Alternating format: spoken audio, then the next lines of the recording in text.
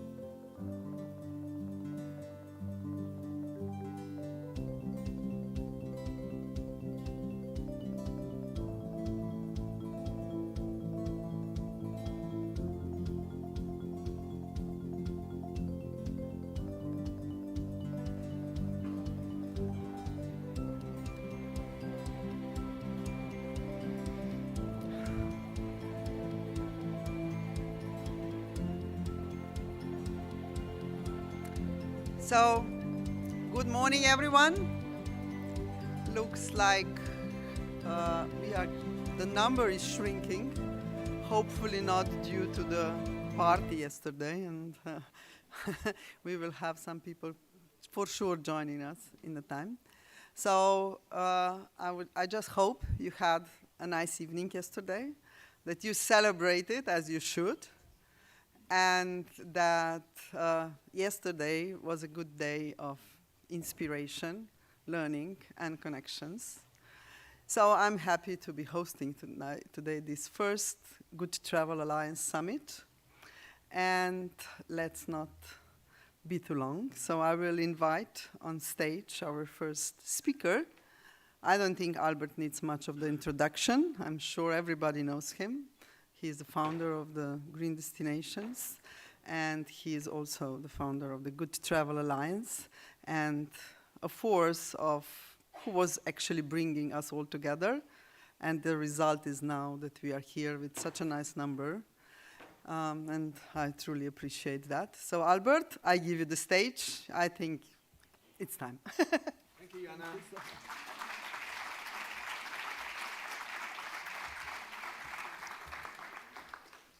So thank you, Anna, for introducing me in a nice way.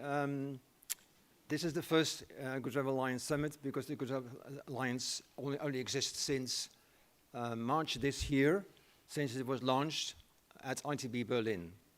And many people have not been there, so I've been asked to introduce the why of the Alliance, not so much what the Alliance is doing already or what it's going to do, but the why. We have 2 sessions today in this auditorium explaining how it works, what we are planning to do, how our methodology is developing, and in the afternoon how we are communicating that to the audience and kind of bridge the gap between those producing experiences, activities, making trails to have a good destination experience with a variety of activities. On the other hand, the interest among travelers, among which many say through surveys done by Booking.com and many others, they have an interest in sustainability offers, in sustainable destinations, in sustainable accommodations. And so we thought, let's try to build a bridge between those, between the offer and the demand. And that's the basic why in this Good Travel Alliance. And that's these 2 points. Sustainability as a trigger for visitation has not been clearly working, because sustainability is a different thing for everyone. Some people think that it's to do with waste, others with climate, carbon, litter, crowdedness, over-tourism, mass tourism, and what's the difference, and what you're looking for, and what you're expecting, and how can you be disappointed in a destination when it says, yeah, I'm a sustainable, or I'm a sustainable hotel, and even their towel washing policy is not met according to the promises. So this container word sustainability is difficult for messaging and for building the bridge. Of course, it's behind all of what we are doing, but we think it has to be made more clear and say, what is the value that you are looking for in terms of the offer that a destination or a travel agency or a tour operator is offering you and is promising you? Is that sort of that you want to see that what you're going to do, what they tell you is going to be a sustainable experience, is benefiting local communities, families, women, employment, or is it that it's low carbon, that you won't find yourself in a diesel truck but in an EV? Or is it something that you won't experience nature devastation in that place, or cultural values being damaged or harmed, or being compromised by the tourism activity itself? So this is why we formulated it like this. We avoid the word sustainability, green, eco, even planet, because those words will also be addressed in the legislation that we are facing in the next months and years that require proof and even accredited certification, which is a very difficult concept that I will touch in a minute as well. And we learned from Xavier here in this room that you can say, come and join us in this sustainable activity, but people will also ask, how much it's going to cost? What's really the benefit? And why would I have to do that? What's in for me? So what makes it rewarding, delightful, really special, and something to remember? Of course, you shouldn't make too many promises, because you have to be kept. You will be kept to the promises, and I'll touch that point later. But it is a very difficult way that you have to rethink the word sustainability in things that really work, and we haven't been able to do that so far.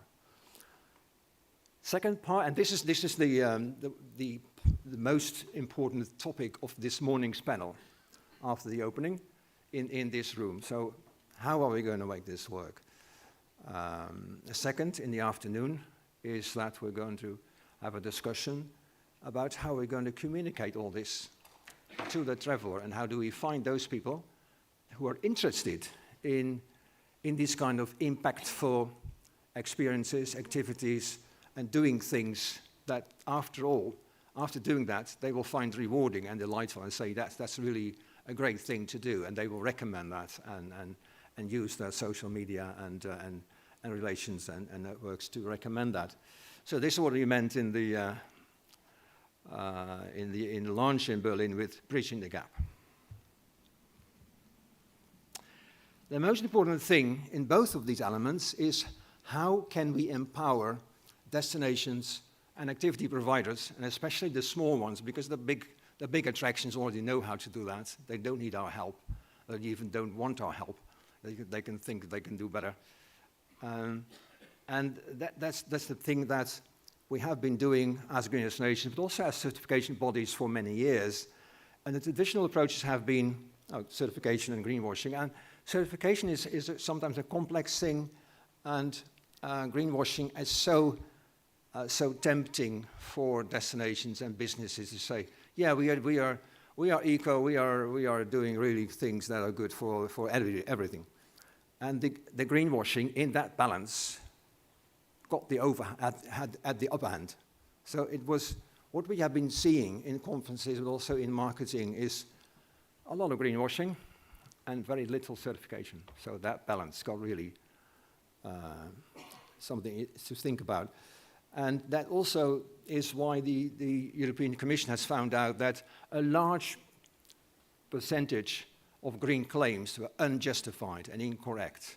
And that's why the EU directive on empowering consumers for the green transition was developed and already adopted, so it will become into force legally in EU member states next year. But also the Green Claims Directive was designed for that. Now that's probably off the table for a very long time, but there is something to take into account into the legislative framework that we have also discussed yesterday in panels. We have understood the limitations of certification. I mean, you see here some figures that are all in the red about the extent to which destinations, hotels, tourism businesses in general, and activities like excursions. There is a tool for excursion certification. It's all 0%. And the requirements, the legislative requirements for certification are going to be more tough due to the EU Consumer Protection Directive, and it will be more difficult, especially for, well, all the categories, to become certified. And for activities, there's no chance that any activity, any tour, can be certified. That's going to be out of reach. The only bodies that we think will be able to be certified and making use of the certification instrument in the near future are DMOs, of course, larger destinations represented by DMOs, DMCs, but not the elements of the supply chain, not offers, not activities, not tours, because they require a set of criteria with an audit system that has to be accredited by an EU member state. And that's going to be an even more rigorous system than the GSC has imposed, which is already too rigorous for 99% of destinations and businesses. And imagine, for example, the destination certification.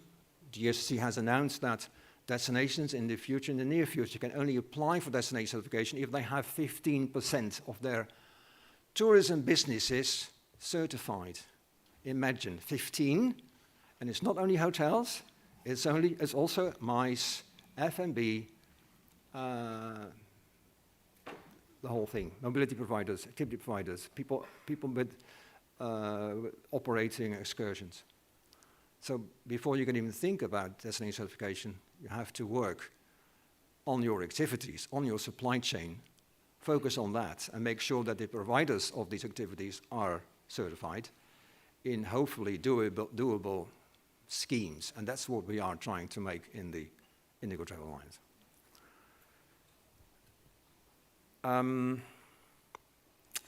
So we need to adapt and optimize the certification system, still have online platforms and databases, what we're going to do, what we have already been using and developing in the Alliance. We need to make criteria more simple, understandable. Every visitor should also be kind of an auditor and say, okay, they promise this and they do that. We need indicators. The legislation asks not only for certification to be more rigorous, but also for data. If you want to make a claim, it should never be we are sustainable, or we are green, or we are eco. It will always be we are doing better in water consumption and water protection, and this is relevant because we are in an area with a water problem. And then you have to prove that you do better than the average hotel, the average provider, with data. And you can't say you're certified, not certified, that's not enough.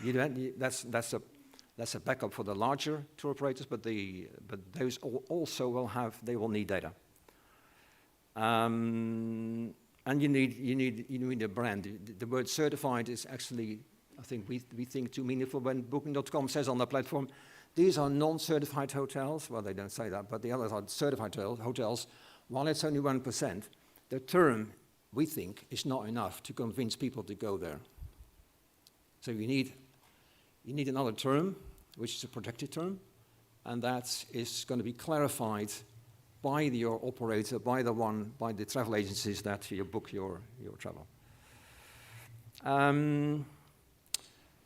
Key remains also the empowering of destination service providers in the second objective, so make travel offers visible in the market. We are going to help them to elevate the good travel experience in the market and to clarify that with data, how much are you doing better, and with storytelling.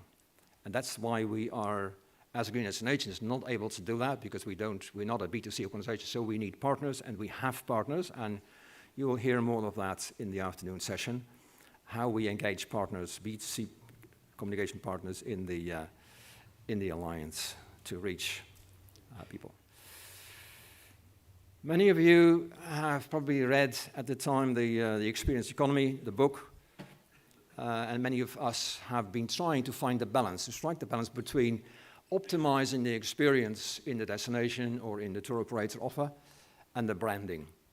And I think it's important to see when we look back at the last 20, 25 years, what happened to strike a balance in promotion. Don't only show the things to do that are Instagrammable, that make people to make the 2 millionth picture of the same thing, but engage people in concept. Think about how to engage people. Think about concept like conscious tourism, responsible tourism, regenerative tourism, transformative, meaningful tourism. Those are new terms, and they don't mean anything to travelers, but there is concepts in there that you can integrate in improving the destination experience. And don't try to regulate everything. Remember yesterday evening, we had a sort of pre-scheduled program, and we thought everyone would see what was planned. But the Normandy people, they brought flags. And that was the unexpected thing. And that's a thing that everybody will remember and think, oh, maybe also next time we need to bring flags. So the unexpected is contributing to the experience, and that's what people remember. So strike a balance between optimizing the destination experience and only thinking about increasing exposure and economic benefit. Because if you focus on the latter, you may get over-tourism. Now, who of you think that Venice is over-tourism? Who do you think that Barcelona is over-tourism? Who do you think Amsterdam is over-tourism? Also quite a lot. I'm actually amazed, because I'm living close to Amsterdam, and I've seen Amsterdam thinking that they don't have iconic things. So they needed to create some iconic thing to become Instagrammable. And they've been trying to attract visitors, and they had, of course, much less than 10 million visitors a year in 2000, and they went up to more than 20 million even in 2018, and they're now even after the pandemic at that level. But they focused there on attraction promotion and iconic things, and the things to do basically heavily oriented on buy things and on shopping and on giving in, actually encouraging addictive behavior. And that led to crowded places, in museums, in streets, in shops. I mean, they also promoted, for example, the flower market. The flower market in Amsterdam has been for a very long time. It's a floating market where local people buy their flowers. Then the tourists came in because it was on Instagram, and you had to go there to have wonderful pictures of flowers all over the place.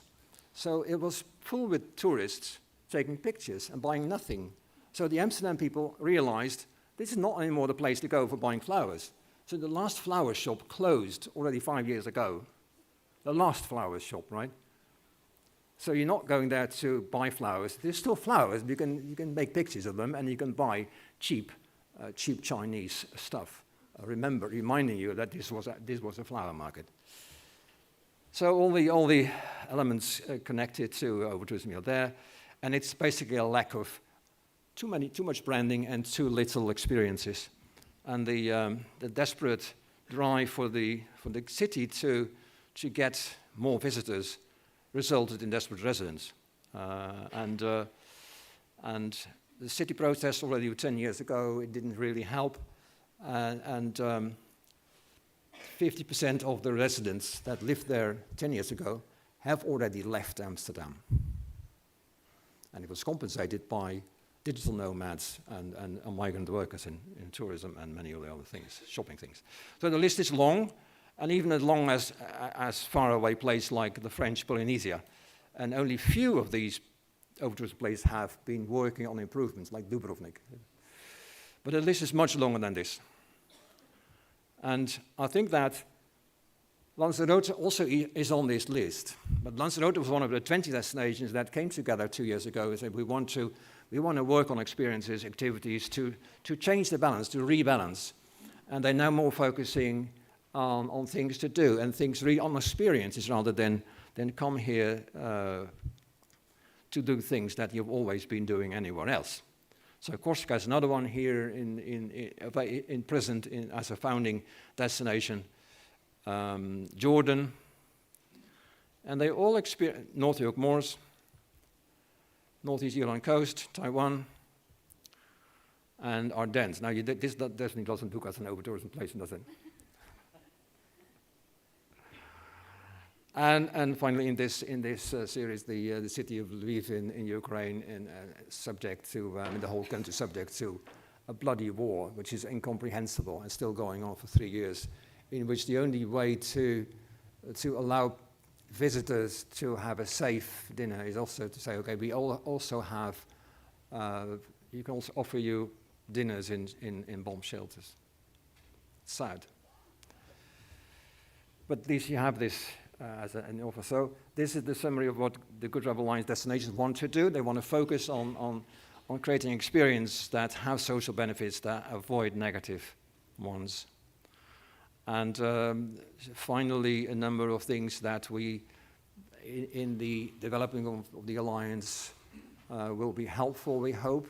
Green Destinations has been associated with, has been a certification body, and we've always separated the certification body, which is the foundation, with an independent sort of group of experts and advisors that can help destinations and businesses to become certified. So we always had to separate that. But carrying the same name like Green Nations Foundation and Green Nations Solutions has not been clear enough, so we have decided to rename Green Nations Solutions, so the advisory part of it, as the Good Travel Institute. Just a very small thing, it's not really breaking, but for us it's breaking. And we have people around the world in 12 countries working for you. Second news is that we have already been working for a year with the destinations in the Alliance to give us examples of what they think are good travel experiences. And we have a methodology which will be clarified later this morning in the panel in this room. But I'm proud to show you the first results. We have already 74, but at the end of the month it will be 80, and in our event in Dubai, it will be a lot more, and ITB Berlin, even a lot more. It's going to be updated and expanded on a monthly basis. It's been totally produced in Mexico. We're very proud of that as well. And this is the website where the guide will be available in a couple of days. People are still working frantically in Mexico, while most of us are here, to complete it. And again, this is the sort of few pages that will be illustrated in a minute by the producers of the experience guide. And this is a moment to ask to the podium Darcy Dornan and Beatrice Barrial to introduce the Good Travel Experience Guide. Thank you.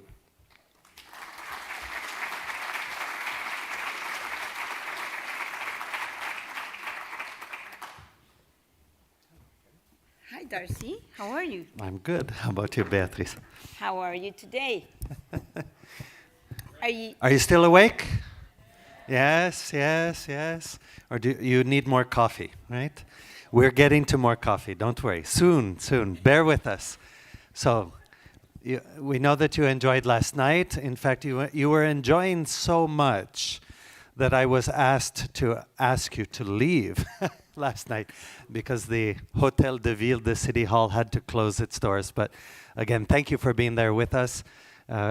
fantastic night last night, and we're really excited about all of this news that Albert is sharing with us, not only about the name change to the Good Travel Institute, but this exciting development that we've been engaging with all of the founding destinations, as Albert was saying, just over these last many months. And this is the woman who's been responsible for what we're seeing here, and I'm going to let her say the rest because it's been a fantastic journey for us working with the destinations. You've been doing some of that as well, Yep. Beatrice, and Beatrice's area is doing exactly this kind of work, and so please take it away. Thank you, Darcy. Well, as as Albert was mentioning, this is a working process. We are still doing this, and we are willing to showcase in here all these full of spirit experiences that we are willing to promote in our destinations. And I am sorry. Last night.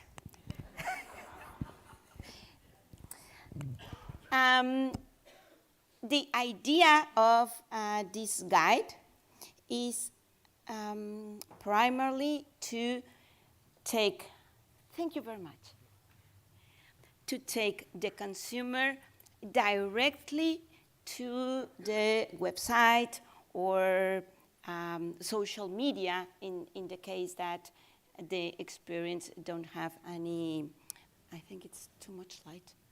No. In the case that you don't have a website. But our point is to make it easy for the consumer to go directly to your website.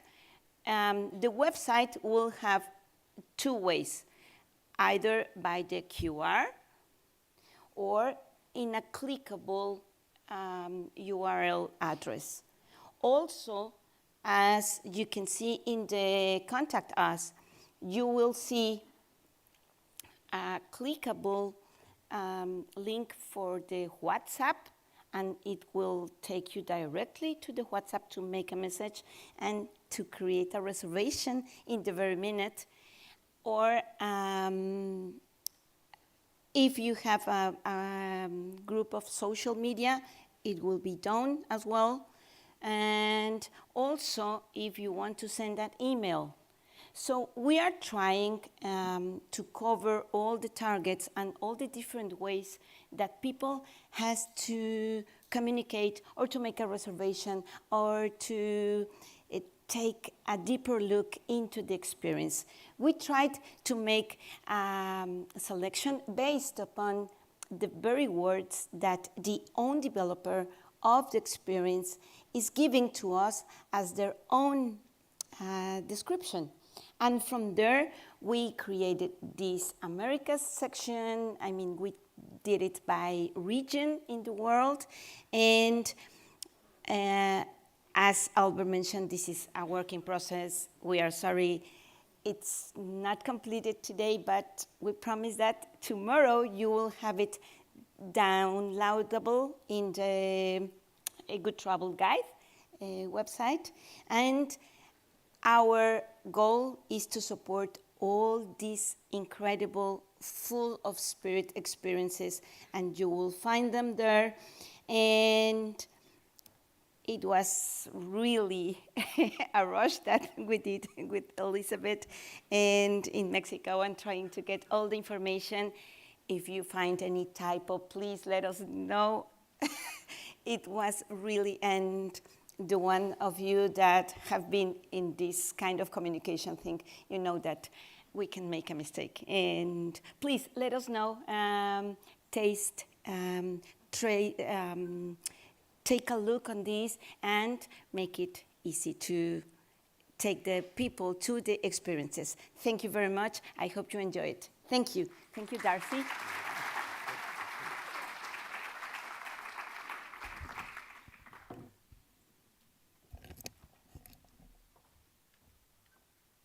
Thank you, the Good Travel Alliance team, for this presentation. And now we have another important moment. for our host region, Occitanie, to join us here for signing the Good Travel Alliance. And I would like to warmly welcome Philippe Berto. I don't know my French. No. Thank you so much.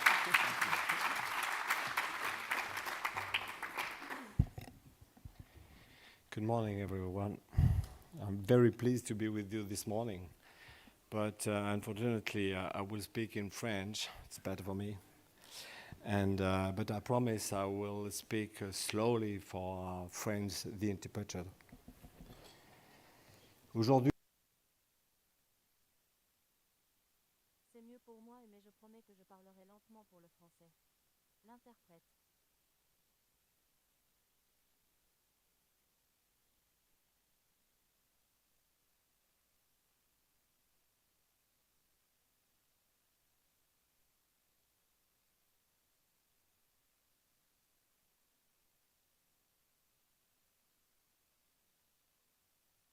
How we in Occitania have gone from a relatively simple idea of giving trains a central place in the experience and holidays to real low-carbon packaged and bookable offers, which prefigure what we have just presented to you.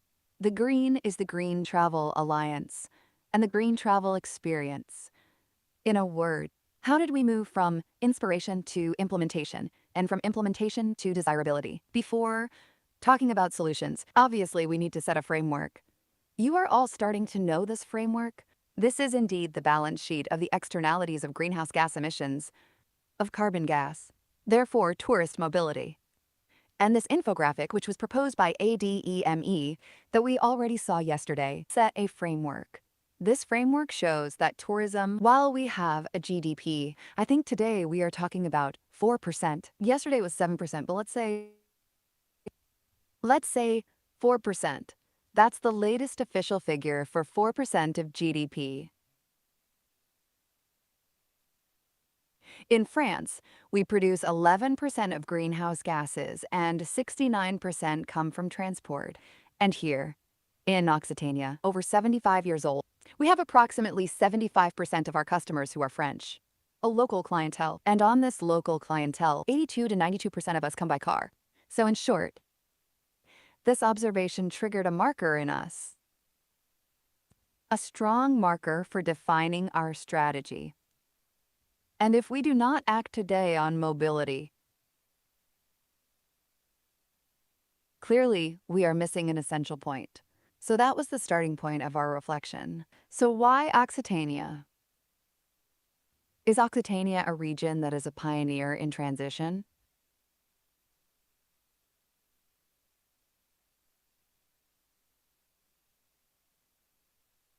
Let's say that we are lucky to have a region that is strongly committed to the transition and which was the first region in Europe to sign and implement its own Green New Deal. The second point, it's in Occitania. We have the railway network, certainly the most important in France.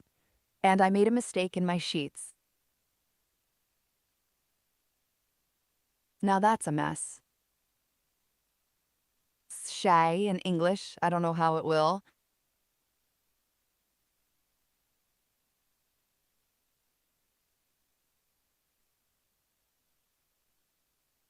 Anyway.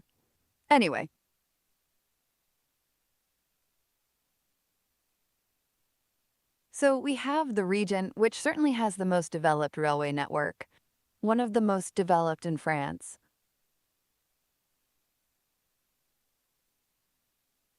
So it became obvious that the train had to become the marker of the identity of the Occitanie destination, the symbol of our decarbonization strategy.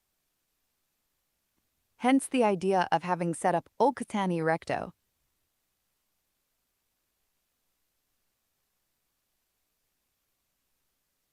The principle is one of voluntary simplicity, an unlimited pass of 10 euros per day, valid across the entire network. Lio is the rail and bus network of the Occitanie region, which allows you to travel freely throughout the day from town to town, from one tourist site to another, without having to take the car again. It's not a ticket, it is a tourist gateway. Our challenge is to remove the #1 psychological barrier. When I'm on vacation, If I want to take the train, I don't know how to get from point A to point B. So we have link tourist information to all mobility information, including train lines and timetables. We mapped the stations, marked the railway lines by giving names that were more attractive, more inspiring, like the Cevennes line, the Camargue line, the Mediterranean line. And we checked accessibility on foot, by bike.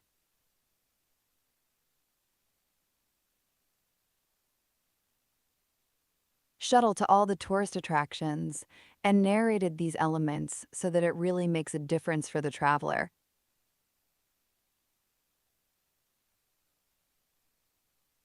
We found that more than 60% of the tourist offering in Occitanie was located less than 20 minutes on foot from a train station. But in tourism, you know it is difficult to sell a means of transport. In tourism, we sell an experience to be lived, we sell a story to tell, and that's exactly what we did.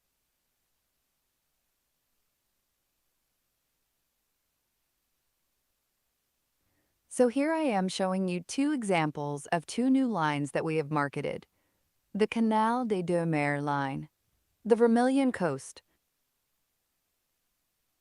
Our communication strategy has made the Occitanie Rail Tour the flagship product of the revival of travel in Occitanie. We have linked to our positioning, global communication, which places travel at the heart of our strategy and our image, with a promise. Occitania. Travel that makes you grow and shows that it is possible to travel differently, richer, freer, more responsible, and more positive. This story is based on 3 pillars of communication. The first, Occitania. So Occitania for everyone. It is a neologism that we have constructed, that we have manufactured, and which links quality of reception, hospitality, and friendliness. Occitania is the land of rugby. It is the land of Occitania and conviviality. The second pillar, its diversity. We are lucky to have a region that has almost all the consumer universes. We have the mountains, we have the urban, we have the countryside, and of course we have the sea. And then to finish, the third pillar is responsibility. Social responsibility, economic responsibility, but also environmental responsibility.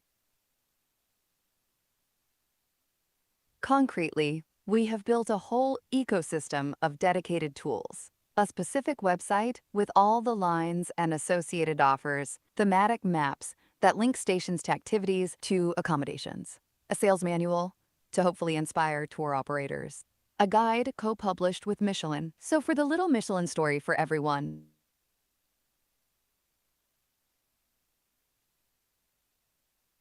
he is a tire seller and manufacturer who appeared on maps and in tourist and gastronomic guides to sell tires, to offer car travel. He was asked to produce the first train guide.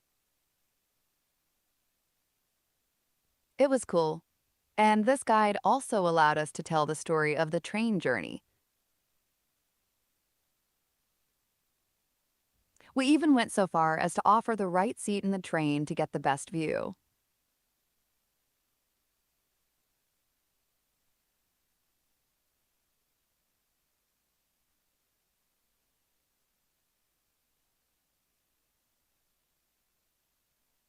Finally, we have integrated SNCF widgets.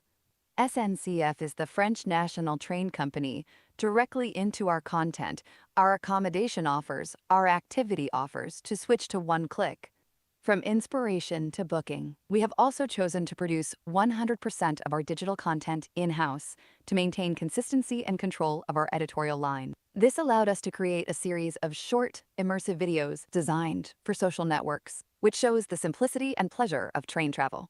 Arrive at the station, follow the canal, discover the village on foot. All the elements and ingredients of a wonderful experience in our territories are there. These videos were relayed by bloggers, and by very specialized influencers. Bloggers, obviously, travel bloggers, lifestyle bloggers, designed for social networks who show the simplicity and pleasure of a train journey. I said it, excuse me. Some have generated thousands of shares, proof that the subject reaches a wide audience. In the end, gold became more of a pass than a pass, the showcase product of our communication. A landmark that illustrates our desire to reinvent travel in Occitania. 2. This original work has been recognized. This original work was recognized internationally with a special prize at the Rail Award Tourism in 2023. That the president of the CRT went to collect in Vienna. But inspiration alone is not enough. To change scale, we need attractive products, easy to understand, and above all, easy to buy. We then worked on sustainable specifications to structure the production of offers, the production of these products. The idea to provide a simple but demanding framework for partners and local receptionists. The criteria relate to accommodation, where we made the choice to have structures that were committed, labeled Green Key Eco Label, a destination of excellence. Obviously, there's the question of transportation. All of these offerings had to be accessible by train or bus. Catering, we demanded local catering with seasonal products, dynamics around the Swiss and short circuits. And then activities with low impacts, a link to the territory and the inhabitants. And the connection, especially with the mobility offer. The idea was really low carbon, on-site travel by bike, on foot, by bus, by shuttle. Based on these specifications, our partners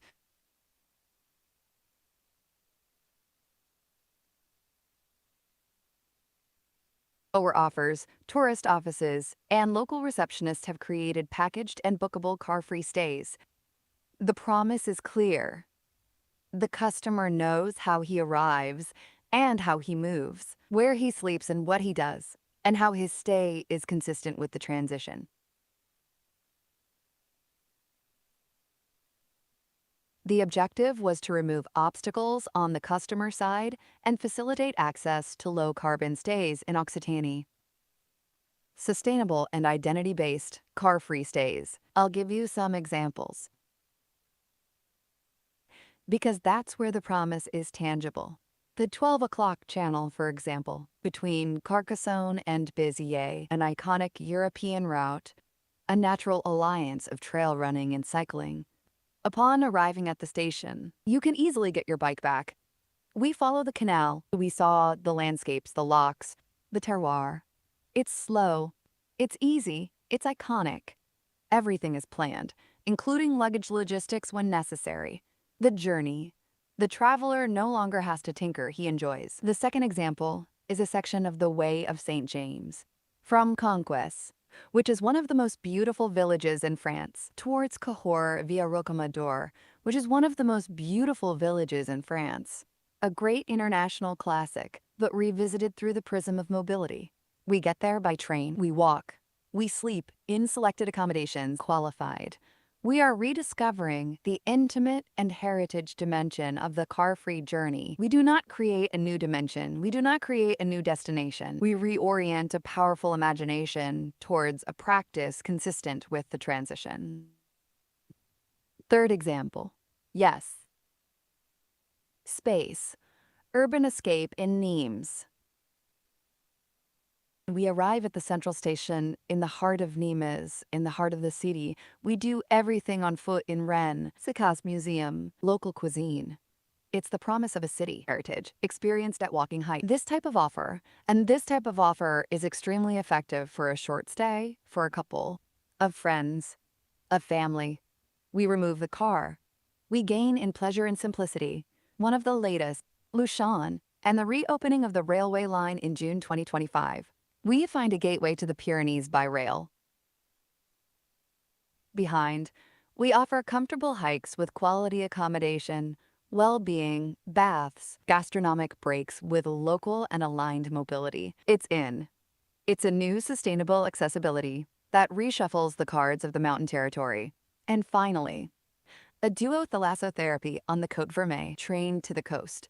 Committed accommodations. Wellness experience. local catering. There too, we prove that low carbon is not an austere segment. It's fun, care, gentleness, and controlled impact. These examples show that low carbon is not a niche.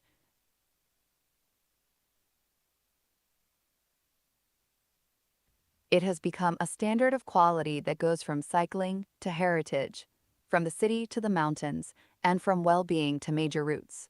It makes the traveler's experience simpler, more fluid, smoother, and more pleasant. And for destinations, it is a real competitive advantage, a clear promise, easy to adapt and promote, both on the French and international markets. Naturally, these offers, and you will have understood,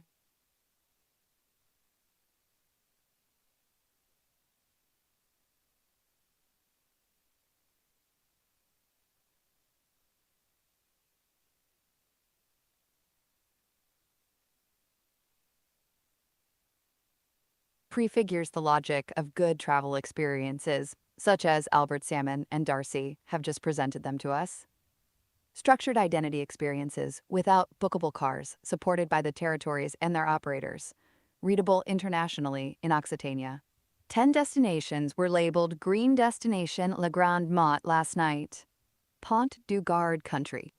Tarn, Departmental Destination.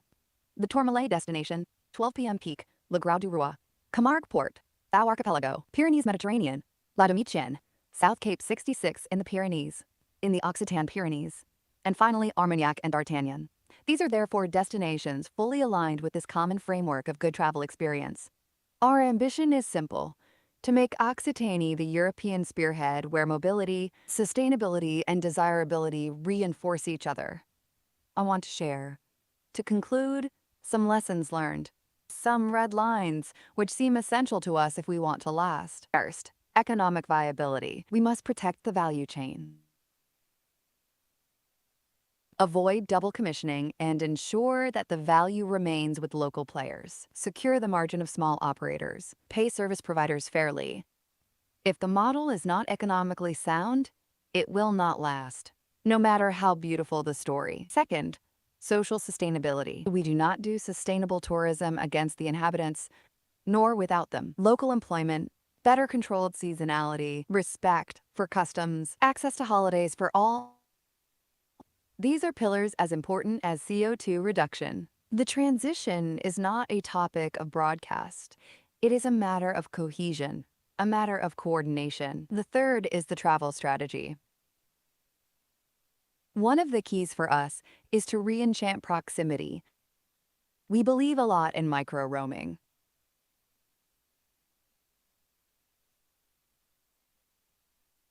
Decarbonize 3, 4, or 5 easily combinable days, which allow you to alternate between sea, city, mountain, or hinterland. It can be duplicated. It is desirable, it is accessible, and above all, it is a model which allows for a change of scale.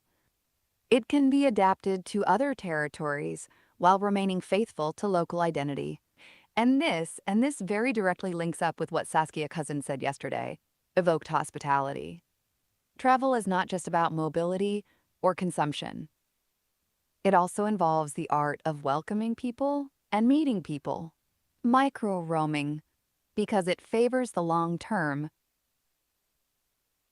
Proximity and anchoring translate this hospitality into concrete experiences, accessible to all and reproducible without losing their authenticity. And then last point, international arrivals.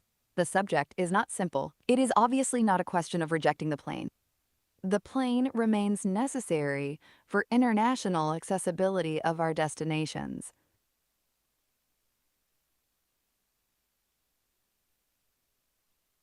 The plane. But our responsibility is to offer rail alternatives on a European scale and to promote the combination of rail and bicycle to improve the accessibility of our rail hubs. And when the plane is unavoidable to measure, reduce throughout the stay, and compensate transparently. The main thing is to accept this reality and play the transparency card with the traveler. Finally, to finish, governance. No actor will succeed alone. We need community coalitions, destination management organizations, mobility operators, receptive hosts, transporters, residents. Everyone holds a piece of the puzzle. Our role as destination manager, it is to stimulate dynamics, to facilitate, to ensure consistency, and to give meaning to the collective. In Occitania, we started by train, equipping people to take action.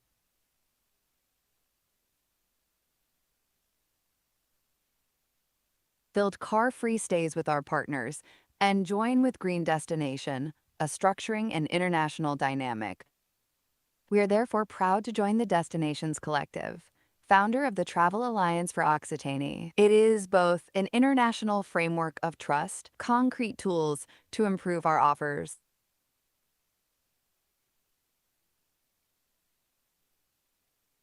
Indicators to monitor and share analyses, which are real decision-making tools, and global visibility, which promotes the work of our territories. We join a community to learn, share, and show that the transition is possible here and now. Our ambition is to make Occitanie one of the major green destination regions in Europe, because it's good for the climate, it's good for the residents, for the economy, and for the sustainable national and international attractiveness of our territories.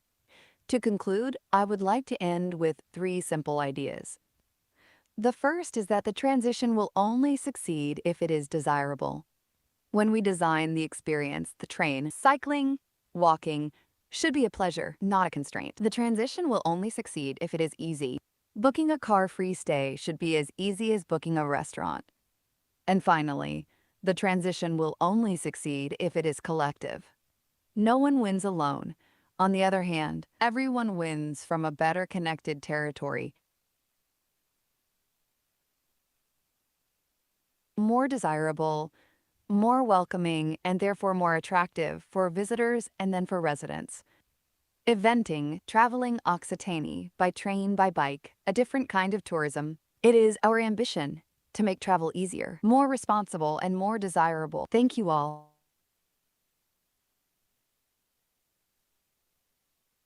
The Good Travel Alliance.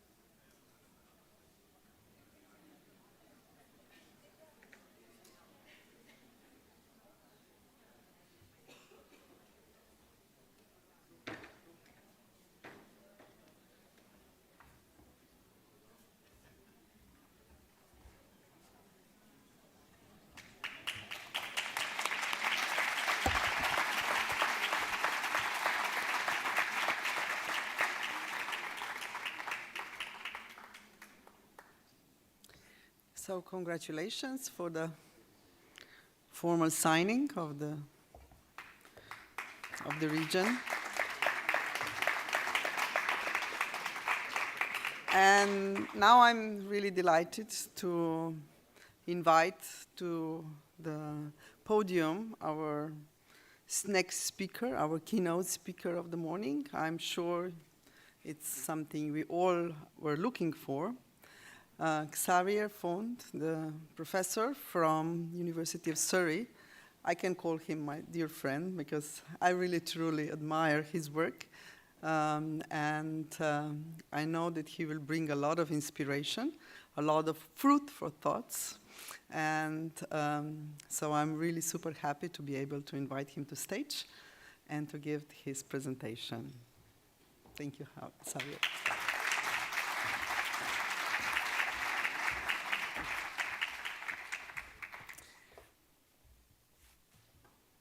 Good morning. It's kind of intimidating to see so many people in front. And to be honest, when we spend days like we have just now talking to each other, realize that pretty much everybody could give a keynote presentation. There is so much good experience in the room. The reason why I was asked to give this presentation is because a few months ago I went to Albert and some other people in the certification space, and I shared some of my concerns with where the field of certification is going at the moment. I have been a big fan of certification for many years. I was one of the consultants that wrote the feasibility study for what today is the GSTC back in 2001. I used to still have hair at that point in time. And at that time, we had a lot of hope and expectations. The certification was going to be that tool that would separate the businesses that were doing good work from the businesses that weren't. We're kind of getting there, but much more slowly than we had hoped. And I think there have been some developments in the last couple of years from the legislation side of things that I think are very important for all of us to pay attention to. This legislation, of course, is European, but it seems to me that will have implications for many organizations that are outside Europe and for many of the destinations that you are representing if you come from a DMO as well. This is just like a summary of key messages. I imagine that you were reading those as I was speaking. And since we don't have a lot of time, I'm just going to move on from this. There is a full report that is available online. And if you search for my name or if you search for the title of today's presentation, you'll be able to find it. Or you can look for me on LinkedIn, and you can also find it through that as well. And I'm happy to then also do online presentations on this topic at your DMOs if you need to. I should be mindful before I make an offer like that to 400 people in the room. But we'll find a way of making this work. But you may remember some documents that came out from the EU, not just for tourism, but for a variety of sectors, where they basically justified their work around trying to minimize the amount of greenwashing based on some of this data. And they said, look, we've been looking at claims made across Europe, again, not tourism, across any sector. And they said, we found that in our analysis, 53% of all the claims that companies are making, they are vague, they're misleading, or there's no evidence, right? They just don't have any evidence. People are saying, I am eco-friendly. And it's like, yeah, what does that mean? Like, to be fair, you know, like we see this very often, right? A company will say, oh, we buy local food whenever possible. And you think, okay, what does that mean? Let's imagine for a second that you guys are not here to listen to my presentation. Let's imagine that you're all guests at my wedding. And in a minute, down the aisle, my future wife is going to come down, right? Dum, dum, dum, dum. It's the music and everything. And at the front, I will have to give my vows, right? I'll have to say to her the key words, right? And imagine that the best thing I can come up with is, my dear wife, I will be a good husband whenever possible. How's that working for you? Yeah? You think is she going to sign on the dotted line like we just saw here? I don't think so. Okay? So I can see why our environmental claims have to be much more powerful. We can't just say it, we have to show it. And we need some evidence to back it up. Right? Half of the 300 labels operating in Europe just have no verification process. And some of you will say, for real? Can this work? So we essentially have two pieces of legislation. One is kicking in, and essentially big businesses are moving towards complying with it already, because from autumn 2026, all the businesses will be subject to that legislation. And that's the Empowering Consumers Directive for the green transition. And what this basically tells us is any business anywhere in the world that sells to European customers, so yes, that applies to Thailand, and it applies to Mexico, and it applies to everywhere, right? Because you're all selling to European customers. So everywhere in the world, you will have to make sure that as a business, when you make a claim like, I'm eco-friendly, I'm climate neutral, I'm sustainable, you will need independent, third-party verified evidence to back up your claim. And some of you, if you are lawyers, for example, you'll say, well, that's not news, because advertising standards everywhere in the world require that any claim you make in your advertising is backed up by evidence. right? Anybody who's done advertising 101 will probably say, why didn't we apply the generic advertising standards to green claims anyway? Right? So essentially, this has already been in place, but has never really been acted on for environmental claims. The legislation that was played with and then is now put on hold is the Green Claims Directive. Right? The Green Claims Directive would have taken these requirements much further, and the requirement would be that there would be very, very specific ways in which you would have to verify the standards that you are certifying to. And the Green Claims Directive, to be fair, was going too far too quickly for the ability of businesses and destinations to be able to do things. Okay? So, but it's not dead, it's just in coma. Okay? It can be resuscitated. Right? And the fear that the green claims could be resuscitated is going to make a lot of businesses, particularly large businesses with a long supply chain, start to think, well, how do we get closer to complying with this Green Claims Directive? If you follow the marketplace for online travel agents and tour operators, you will see that Travelist is now changing their process of showing compliance with the Travelist criteria for certification bodies to at least meet the first of the legislations, the one that's already kicking in, okay? And we have a number of months to be able to do that. Certification does matter, of course. Certification is a useful tool. It's not as useful as we wish it could be, right?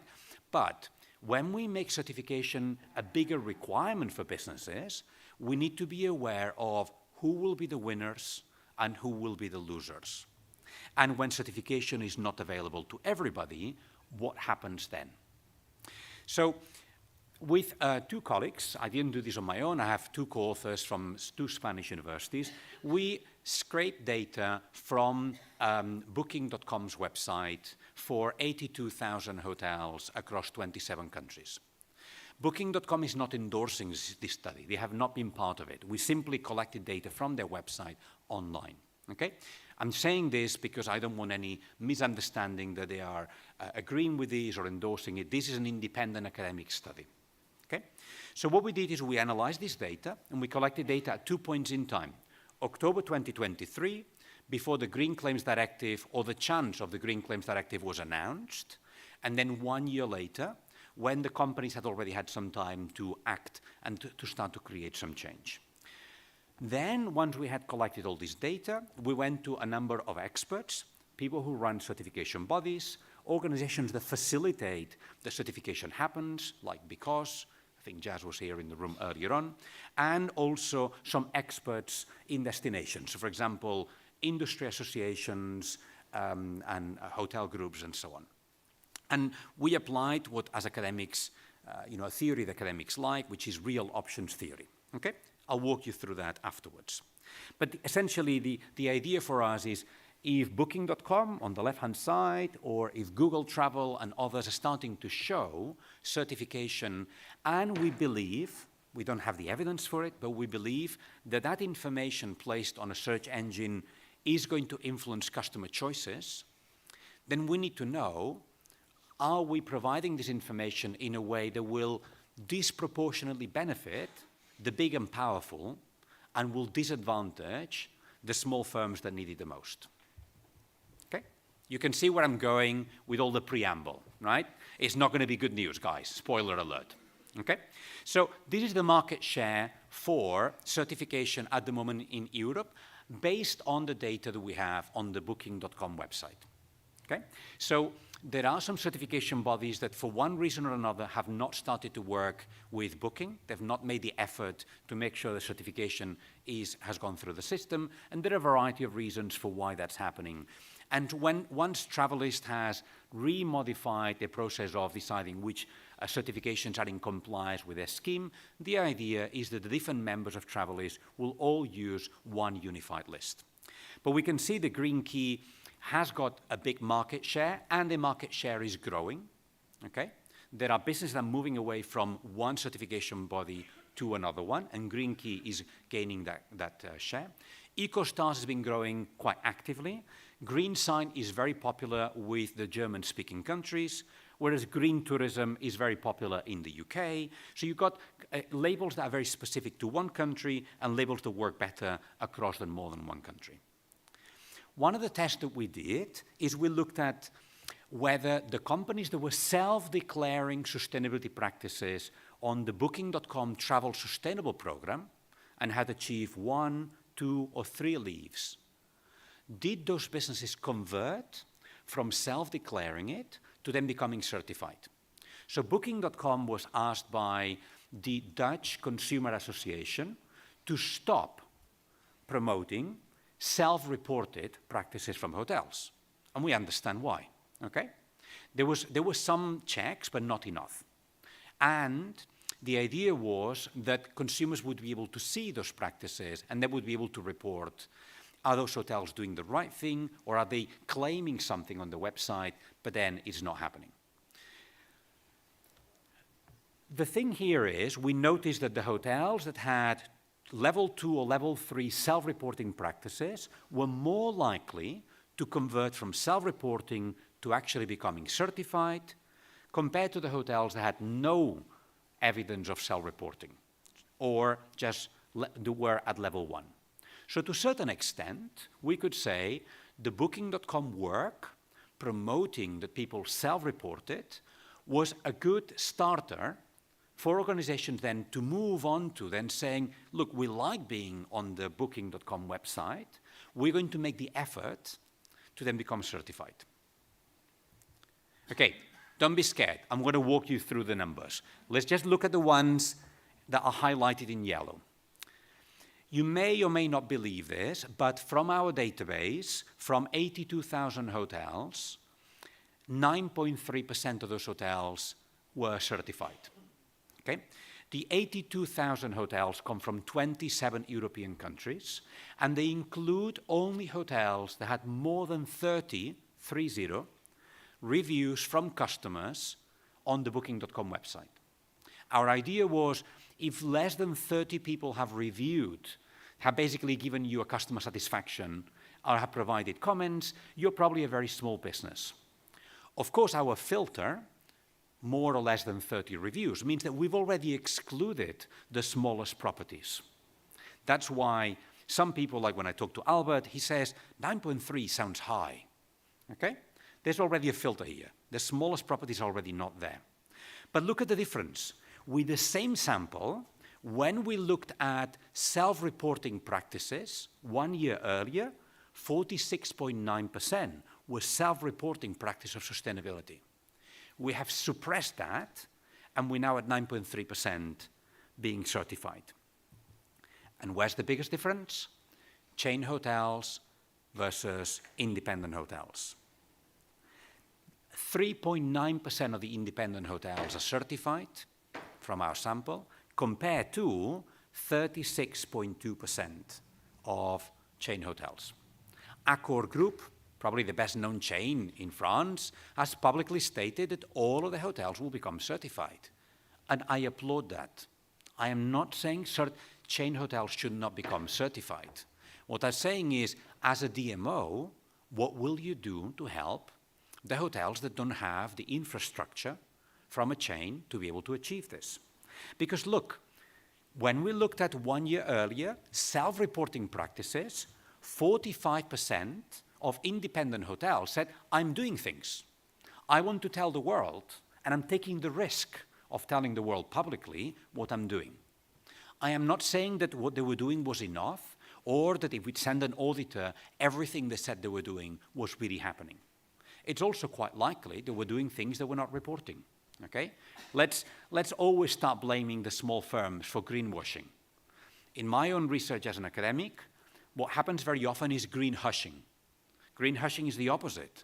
When I've looked at certified hotels, and I've looked at their website, and then I've gone to the hotel, I have found that 70% of the actual sustainability practices I can see in your hotel were never communicated. Right? So there's a lot of good practice that doesn't go communicated. Okay? We look at hotel category. Again, the hotels with a higher category are more likely to become certified than the hotels that got a lower category. If we look at the volume of reviews, again, the more reviews you have in Booking.com, the more likely you are to be certified. But you keep looking at the next column, and actually, there was not a big difference between hotels' self-reporting practices based on size, right? If we look at customer satisfaction, to me, that was the most interesting variable of all of them. Chain hotels hardly ever have more than 9 out of 10 customer satisfaction in Booking.com. When you stay in a chain hotel, your satisfaction is, yeah, okay, it did the job, right? You almost never go to a chain hotel and says, oh, I love my Ibis hotel. It was fantastic. I've never stayed in such an amazing hotel before. Like an Ibis, a Mercure, an Accor hotel is a solid 8, but it's never 9+. 9+ is independent. 9+ has character. 9+ has personality. 9+ you get to know the owner, and you talk to them, and they tell you their story, and you just love it. You feel like your family. The 9+, the excellent, they're much less likely to be certified. They don't need it. They already have high customer repeat purchase. Okay? And then the interesting one for me, tourism relevance to the economy. I had expected that in countries where tourism is really important for the local economy, the DMOs, the government, will put a lot more effort into supporting certification programs and engaging businesses to enroll. And the evidence is that is not the case.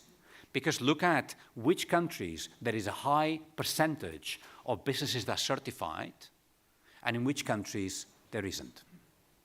And then we said, well, look, Sweden, Finland, Denmark, hey, they're rich, right? Like, they're stinking rich. Let's be brutally honest. Okay, but it doesn't always work like this, because then we looked at this, and I know from the far you can't really see this, but this is also in the report. But what we did in here is we then said, right, let's not look at it based on how much money they have. Let's look at it what percentage of their employment is tourism, because that's probably a better measure. So if tourism is a big part of your employment, you as a government should put much more effort into supporting those businesses to become certified. And essentially, if you're at the bottom right-hand side, you are overrepresented, and that's good. But if you're at towards the top left-hand side, guys, you're really lagging behind, right? So Italy, for example, where nearly 7% of your employment comes from tourism, and yet only about 2.5% of your tourism businesses are certified. Sorry, guys, where are you in the map? Like Italy, you should be doing much, much better than this. If a certification body wants an opportunity for market growth, go to Italy now, right? If, in terms of opportunity for growth, this is it, right? Like, this is the golden ticket. But look at Croatia, look at Bulgaria, look at Slovakia, look at Austria even, right? Why are we not penetrating? The Austrian eco-label is really good, is very rigorous. But why don't we have a higher uptake? Have we made it too difficult? You know, can we find other ways of facilitating access to the market, right? When we create these labels, very often we have a small select of group of businesses that participate, but they're not representative of the average business there, right? And I remember having this conversation when in Costa Rica they created the first eco-label. And I said, we do not want an eco-label in Costa Rica. The only North American expatriates who sold a Manhattan penthouse and decided to retire from being a lawyer and open an eco-lodge in Costa Rica have the knowledge, the skills, and the money to have that eco-label. I need an eco-label in Costa Rica that somebody without a university degree, with only what they were able to inherit from their own parents, and without, you know, a lot of knowledge or a lot of education, is able to comply with those standards. Because otherwise, you are legitimizing inequity, and that's not a useful tool. Can you see I made no friends when I did this research? Okay? So the challenge we got here is a lot of businesses saying there's a risk of inaction right now. Like, because this legislation is coming in, but we don't know what it looks like, And we're thinking, well, maybe I can get away with it. Maybe it's not going to affect me. Maybe like we just panicked, right? So an inaction means that we could end up excluding small businesses from the marketplace. In a year's time, we will find that the online travel agents, the distribution channels, the tour operators will come to you and say, can you validate your claim that you're sustainable? If you cannot validate it, because in your country you don't have an eco-label that meets the requirements, then, sorry, you cannot make those claims anymore. But as an online travel agent, as a tour operator, I have made a public commitment to increase the percentage of my supply chain they certified. Sorry, you're out. Okay, so where are we? Inequity matters. SMEs are genuinely the backbone of tourism, but they are underrepresented. Certification has a massive risk of playing to the hands of the elite and the big players. And let's be honest, nobody is doing this deliberately. This is just something that seems to have been going under the radar. And I think that we have the responsibility of surfacing the potential negative, unintended consequences of well-meaning legislation. The legislation needs to be there. We just need to find ways of helping those small businesses. Certification, actually, the cost of certification is going to go up, not down. Sorry to give you more bad news. But if certification bodies will now have to have third-party, independent, not second-party, you can't use your own staff anymore. And if the auditors will have to be better qualified, that's going to cost money, right? So I already saw certification bodies that said to me, I will stop certifying businesses in rural locations. I will only certify businesses in urban locations. Because in urban locations, I can have auditors that are near there. My auditor can very quickly, with 10 minutes, get to the hotel. I am not going to certify people who are in remote places, because the cost of traveling to go there, it costs me too much. Or I'll only be able to certify in rural places when there is a critical mass, a minimum number of businesses that justify the trip, right? So bye-bye small destinations, right? You will have, because again, the tour operators, the OTAs will say, I am looking at what percentage of my supply chain is certified, but I'm not considering from where. So I'm going to try to certify where it's easiest for me to increase that percentage.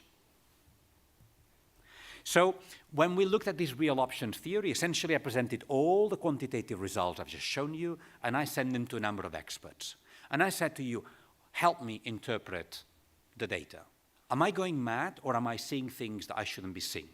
And essentially we found that certification bodies, as well as governments, as well as individual businesses, have 4 options available to them. One is wait and see. We're just hoping that nothing will happen. We're just hoping that with the new legislation from the EU, another one, the PEF, the Product Environmental Footprint, there will be some clarity. We're also hoping that a little bit like with the CSRD, if you're from Europe, you may know the CSR directive. And then, a lot of businesses were supposed to report, and then at the last minute they said, well, actually, medium-sized businesses won't have to report. So there's hope that this will also happen here. But the thing is, you can be an SME, you may not have to report, but you don't only sell directly, you sell through supply chain. You're a supplier to somebody. The distribution channels will have to report, so you'll have to do it anyway, right? There's some partial investment.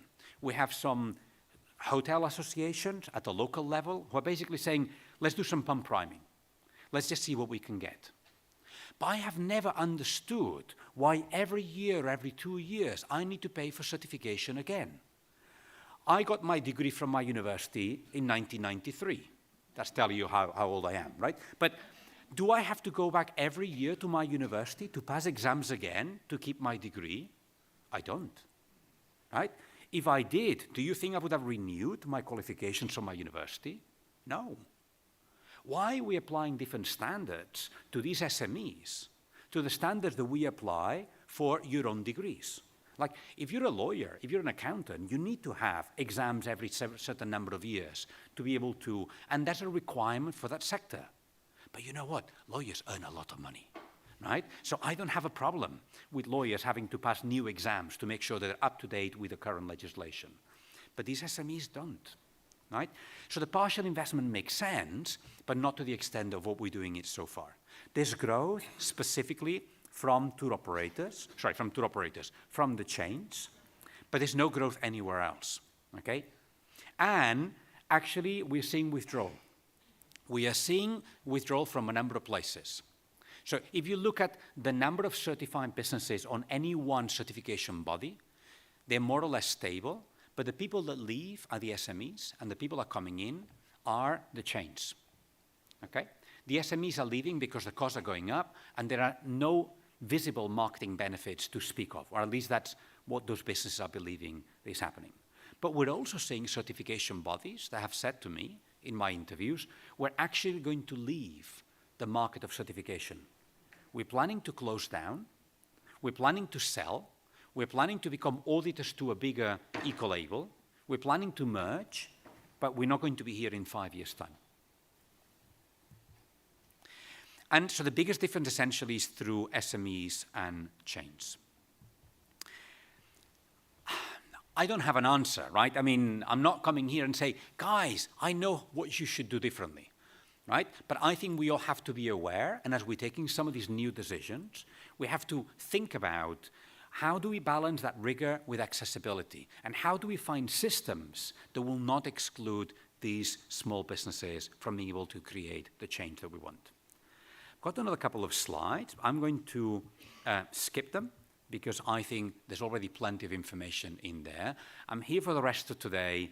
I know you can't, if you want to take a photo of the URL where the report is there. But also, as I say, if you look for the title of today's presentation, my name, you would find it anyway. It's a pre-publication, so essentially is now out there for academic peer review. So the final published version in an academic scientific journal will change from the version that you've got now, but I think there is plenty there for you to be working with already. We're finishing 2 minutes early, but nobody tends to mind if we finish slightly early. Thank you very much for your time and attention. I believe. Thank you so much, Xavier. That's really good. Thank you, Xavier, for this really insightful and I think eye-opening presentation. I'm sure, Xavier, you will be a busy man today. Everybody coming to you for additional questions. And now I think we have our heads like that, full of knowledge and new ideas. And so I would like to invite you for a break, a coffee. And we are coming back to the panels at 11:30. Check on your program when and which panel you want to participate in, and have a beautiful and fruitful day. Thank you.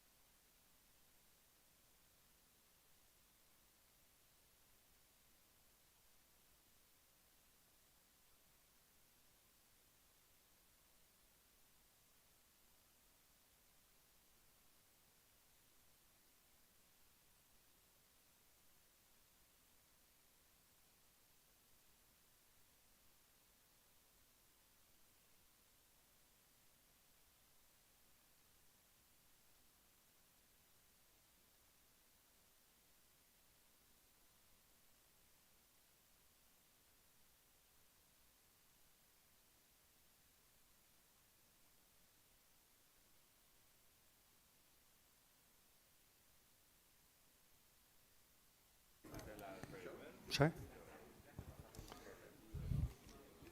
Welcome back, everyone. Thank you for coming to join us.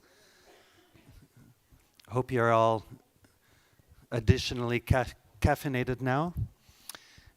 We have some exciting panelists here with us that are going to talk us through different parts of the work that we're doing in what Albert was presenting this morning in regards to the Good Travel Alliance. We're very happy and honored to have 3 of our founding destinations here with us this morning. You can see Alison Berg, who's been working with us as a consultant, working with a couple different destinations, both in the UK and in Jordan. Today she's going to be talking with us about the process and some of the experience-related work that she's been engaging with in Jordan. Victor, who's here as well, will be talking with us today about the work that he's been doing specifically in the Canary Islands and the destination of Lanzarote. And Sofia, who's here with us as well from Ukraine, and she's going to be sharing with us the same work that she's been doing with us in the Good Travel Alliance in the city of Lviv. After these 3 presentations, then we're going to get into the nuts and bolts and talk a little bit more about the processes that we've been using and engaging and the tools in the work of the GTA and the work in which we're engaging with destinations and with providers and others within the destinations. And so this is how we propose to have this particular session. I'm going to invite each one of the different speakers to come up and make their presentation. And please note your questions, hold your questions, because then I will ask all the presenters to come up after Albert, who's going to be our last speaker, to come up on stage for a Q&A session. So with that said, Alison, now that you have returned, I would like to invite you up to share with us your story about the work you're doing, in particular in Jordan. Thank you.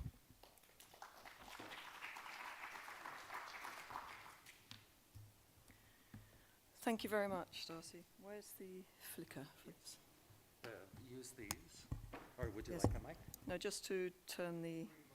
That's the green button. Yes. Great. Well, hello everybody. Good morning. I'm here really representing the work that Jordan and particularly the Jordan Tourist Board have been doing over the last, particularly with the Good Travel Alliance over the last year. And that's built on a lot of work that they've done more generally in Jordan about experiences that they've developed for across the country. So we were asked to look at developing the good travel experiences in Jordan. And the first thing that we talked about was what's the process for doing that, and how do we select from the many community, particularly experiences, and that Jordan has to offer. And I said Jordan's got well over, I think they've recorded 700 community experiences across the country. The big challenge for them is, how do they select the ones that have the best impact?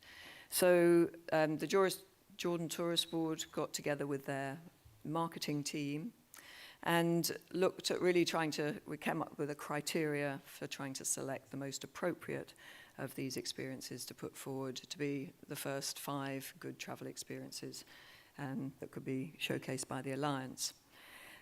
So we looked for really what showcased Jordan's strengths. We also started looking across the different locations across Jordan. But in the end, it was decided that really to focus on northern Jordan. The south has Aqaba, which is now a bronze award winner as of last night, and I think the first Arabic city to gain that award. So that's been a huge achievement. So we looked in the south. They have Aqaba, they have Petra, they have Wadi Rum. Generally, there's a lot of tourists that focus their trips around that area. So we felt that the north of Jordan was the best place to focus. And then we looked at the potential to be able to cluster these different types of activities and experiences, look for accommodation, suitable accommodation nearby that might also fit the criteria. Also very importantly was that we felt that, because this was going to be an assessment of what these activities and community groups were doing, it needed the management capacity to be able to report and provide evidence at the stage that was needed, although the initial stage was a self-assessment.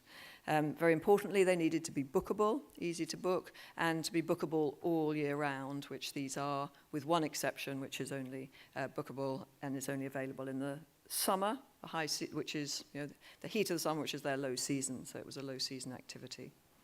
The sources were really from, we looked at different sources that already have these community experiences. There's a website called Travel Jordanian that pulls together experiences from the Meaningful Travel Map, the RSCN Nature Reserves, an adventure website that JTB have, and also from the Green Fins dive operators who've been recently assessed in the Marine Reserve and in Aqaba.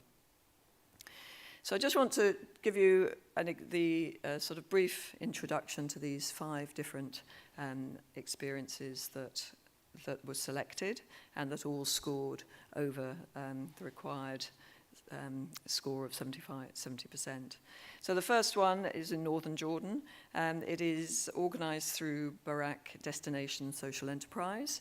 And it's about how can you support and help with a hands-on experience to regenerate the wild native species of za'atar, which you may come across in your cooking. It's absolutely delicious, but the wild species is under threat.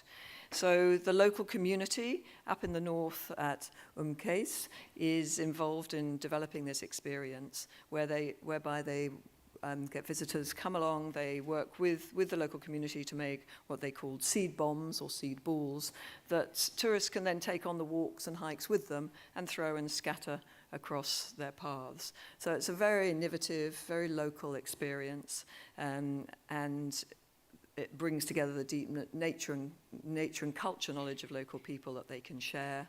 That develops economic opportunities for those local communities, as well as using local materials, local food, local drink, and creating experience out of that conservation effort. The second one, also up in northern Jordan, and is organized by the Royal Society for the Conservation of Nature. They work with the communities there in one of the last natural pine and oak woods in the Middle East, the Deben Nature Reserve. And there, visitors can walk through the woods in the shade, in the heat of the summer. They can, throughout the year, and they can there meet with a community of local women who are embroiderers, and then they can work with them, share that experience, doing traditional embroidery or doing embroidery about the local nature and culture. So again, very much empowers women, preserves the nature and the cultural traditions.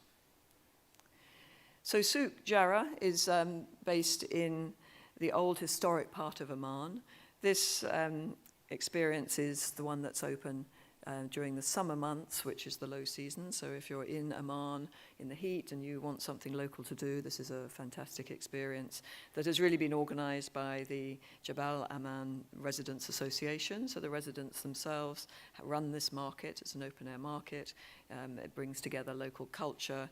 There's local food, there's performers, there's live music. So it really showcases local talent. As well as handmade goods, jewelry, pottery, textiles, authentic experiences. And it's also accessible for wheelchairs. It's a lively place for families, very inclusive. Another of the northern experiences is Del Nama, where they say every detail tells a story. This is organized by the Princess Tagheed Institute for Development and Training. And it's very much a celebration of the cultural traditions and particularly the food, cultural recipes that they brought together with local people, local women. So it's an amazing restaurant. I've been there. It's it's a beautiful setting up in the north. They have events. They have guided tours that the women run. They rent out rooms, so very multi-purpose space, but particularly attracting visitors through the restaurant and the food and artisan activities that they do. So again, it's very much about empowering women and bringing visitors to have that connection with the local beauty of the natural environment and the different handicrafts and food.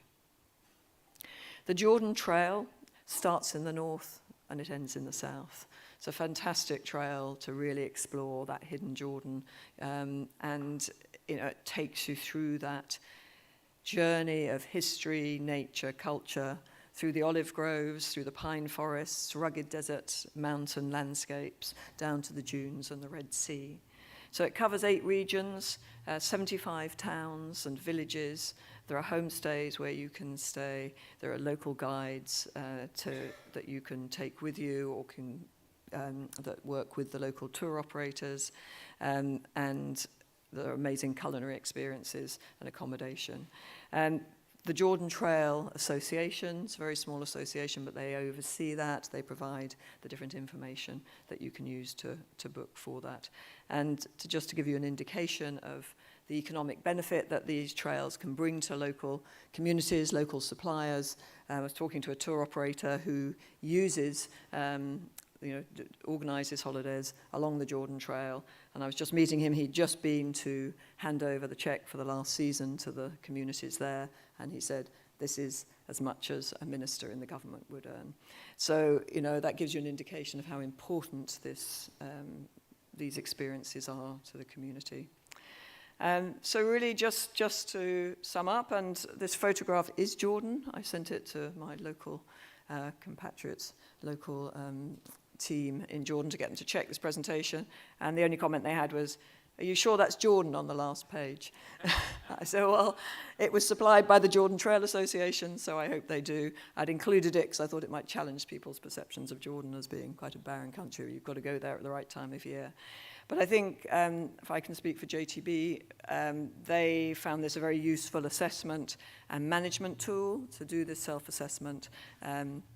And it started to give them a framework to start to think about how they can identify the different experiences that they have, the community experiences, to really highlight the ones that bring the most positive impact, and also to guide them in the storytelling that they, as a national tourist board who take very seriously their responsibility to message impactfully and correctly, and they are looking for the community experiences that they feel that they can really promote and give greatest promotion to. So thank you. I hope that gives you a flavour of Jordan.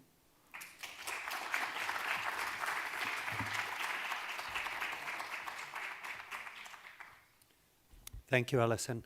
And please allow me to clarify as well that these particular presentations and experiences are some of course, the very same that you were seeing pass quickly in the brochure this morning. So now we're giving you kind of a little bit again of the back house work that was done in order to put those together.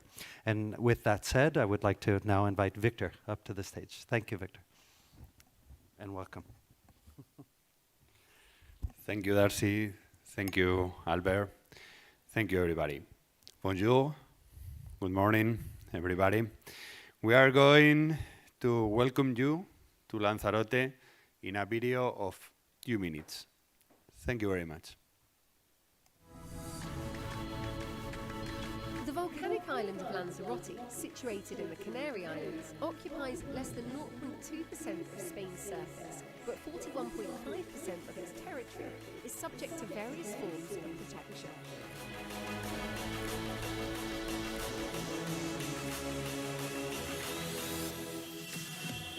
Lanzarote has reached the historic figure of over 3 million visitors to its dramatic landscapes, gorgeous beaches, otherworldly vineyards, and postcard-perfect towns. The cultural values of the local community and the influence of local artist Cesar Manrique have played a crucial role in managing the destination. Notable examples involve the declassification of a significant number of beds and socially accepted practices, such as banning billboards on road signs. Sustainability in Lanzarote emerged back in the 60s. well before the term sustainability became notorious in the industry, with a regulation on the landscape defence. In 1993, the entire island was designed a UNESCO's Biosphere Reserve, and 2 years later, Lanzarote hosted the World Summit on Sustainable Tourism that led to the approval of the Charter for Sustainable Tourism. The entry into the new millennium underscored the necessary balance between nature preservation and tourism development. In 2022, Lanzarote became a signatory of the Glasgow Declaration to position the Lanzarote's tourism sector role on climate change.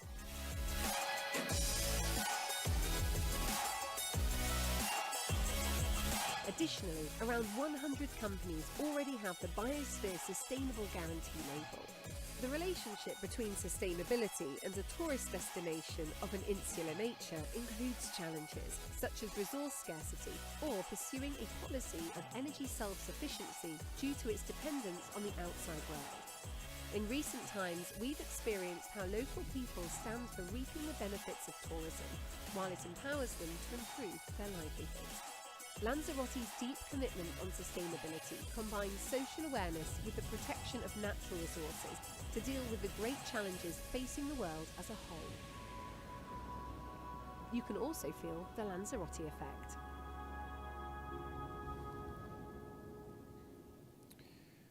Well, I know everybody wants to go to Lanzarote, not at the same time, please. We have not enough place for everybody at the same time. But along the 24 or 12 months, sometimes we think in Lanzarote that we need 24 months per year to receive the 30,300,000 people, visitors, which we receive in 2024, with a population of 265,000 people.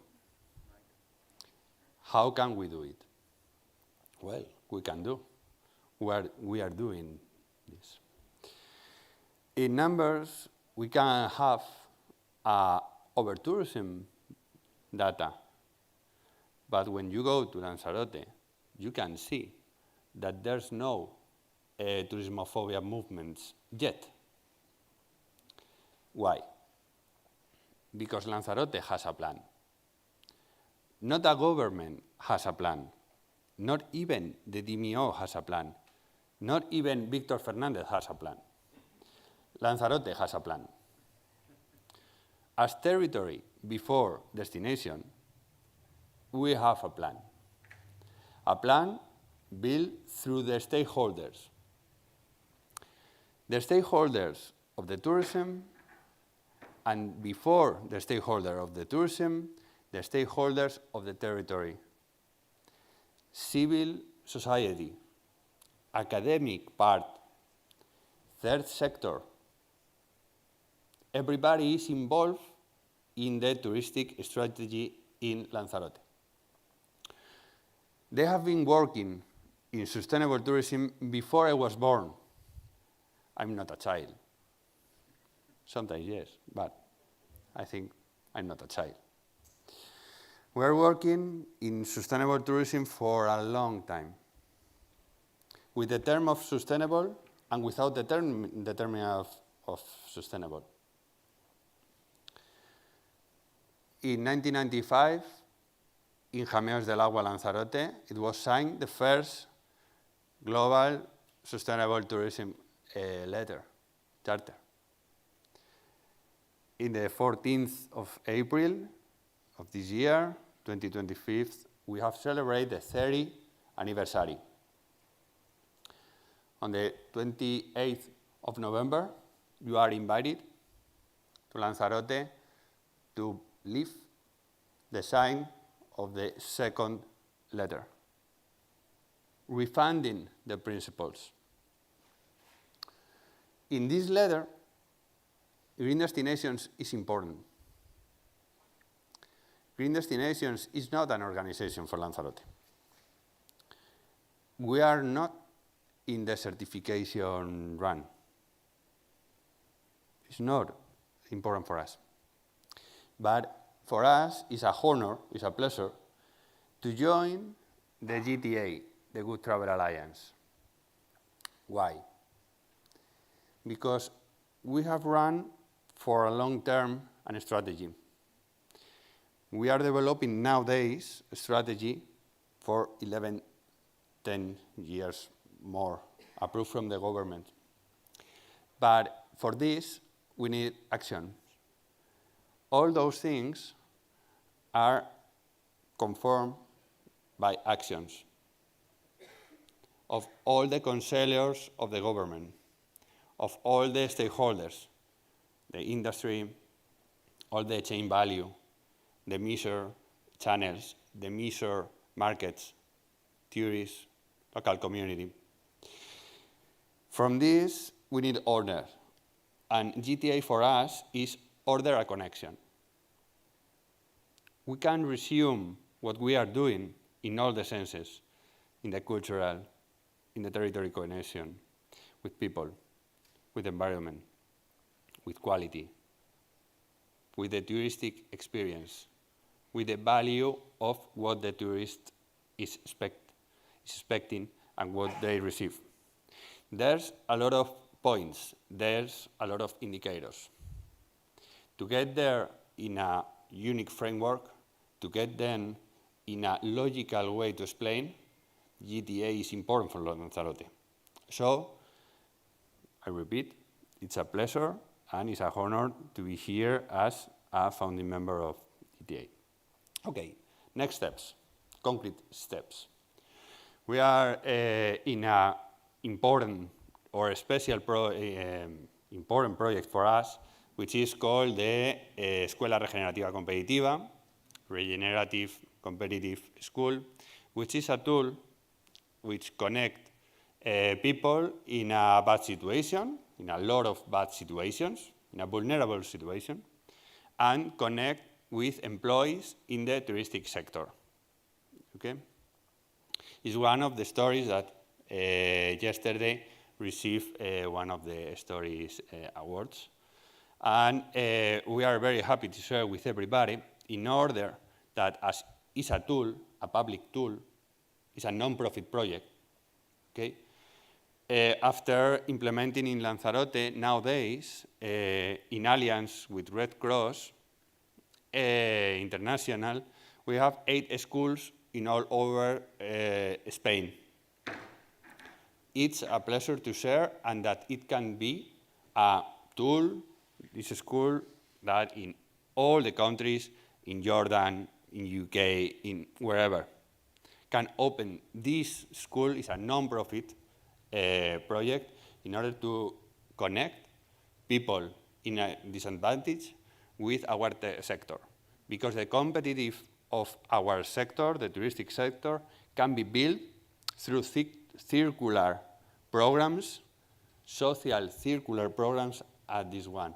It's one of the projects inside GTA. So I'm not going to extend more in those hours. If somebody wants to stop me and give me money, it's okay, no. But apart from giving me money, we can talk about all the programs and everything you want, okay? So it's a pleasure. Thank you very much and have a nice day. Thank you.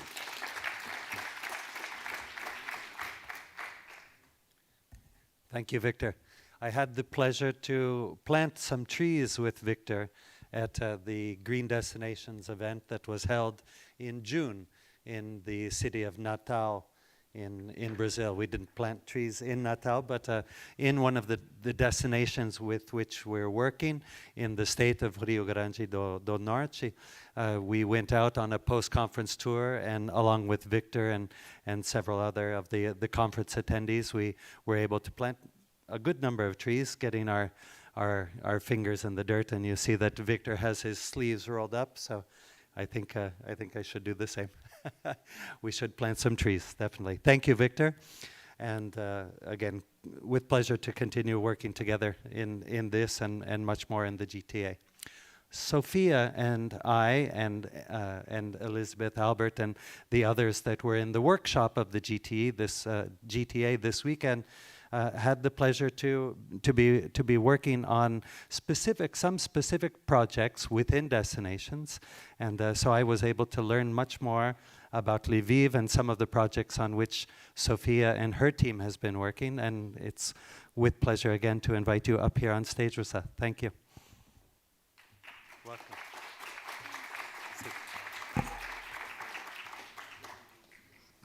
Good morning, everyone.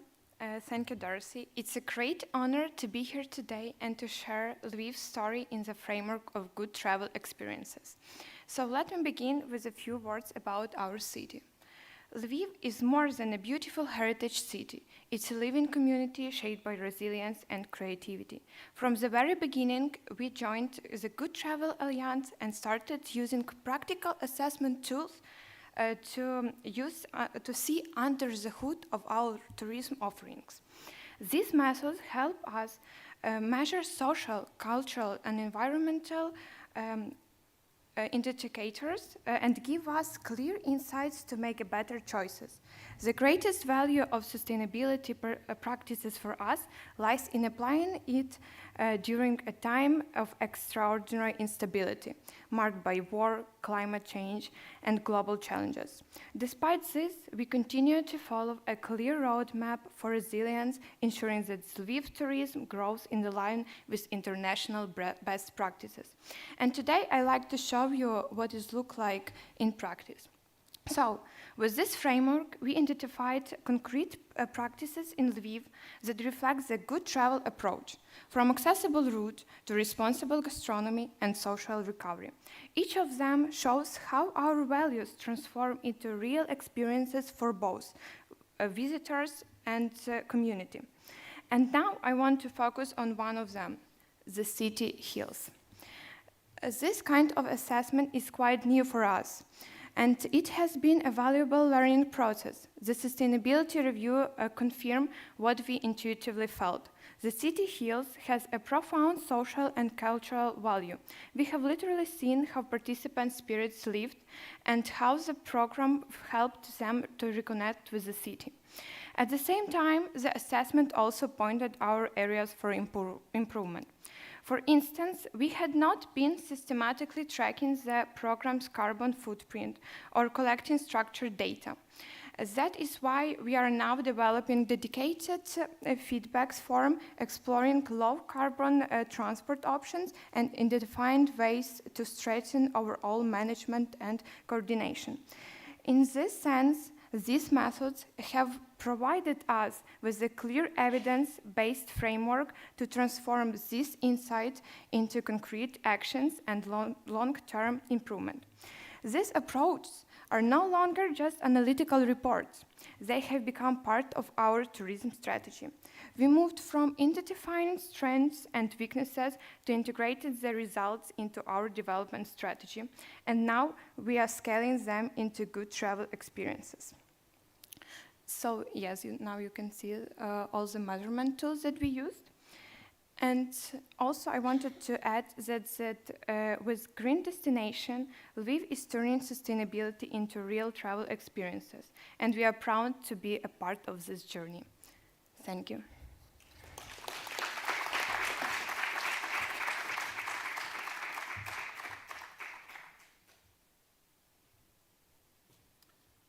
I believe our next speaker likes to walk around with a microphone, or maybe not, but in any case, one thing that I wanted to just to highlight as well is that we're very pleased and honored also to have all the different representatives that are here from the Jordan Tourism Board.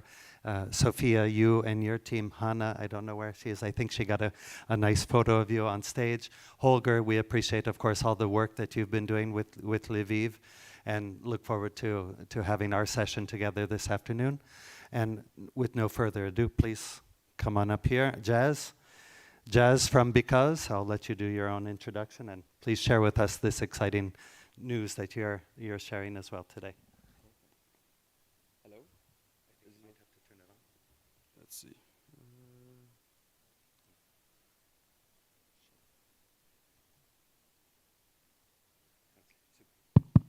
Perfect. Hello, everyone, and yes, thank you for giving me the microphone. I do like to walk a bit during my speeches or my presentation. So, we've heard a lot of good stories right before from the different destinations on how they are tracking the different indicators and getting started on identifying the right experiences. But if this truly needs to scale, we need a way for that to happen faster. We need a streamlined approach where anybody can just start doing that right away. No need to develop any system for collection, no need to find out which indicators, but a way where we can actually just get started. And that's exactly what I'm really, really happy here to present today at this forum, how we will be turning sustainability from a compliancy checkbox to a tool for growth. Just shortly about Because and what we do. We are a small tech startup from Copenhagen, Denmark, a city which I'm very, very proud to represent. And our one mission in our company is to make sustainable choices flow. Now, we're not a destination, we're not a marketplace. We don't actually build the experiences. Our job is to give you the technology that you need to identify them in a streamlined manner. We're also not the ones that build the methodology behind what those indicators are. There we have the experts from the Good Travel Alliance that will be developing those indicators. We simply provide you the tech. When we set out this mission, we identified that in order to really scale sustainable adoption, you cannot look at it from a one-sided approach. You cannot just look at it from only a DMO or only an activity provider, an accommodation, a marketplace. You have to look at it as an ecosystem.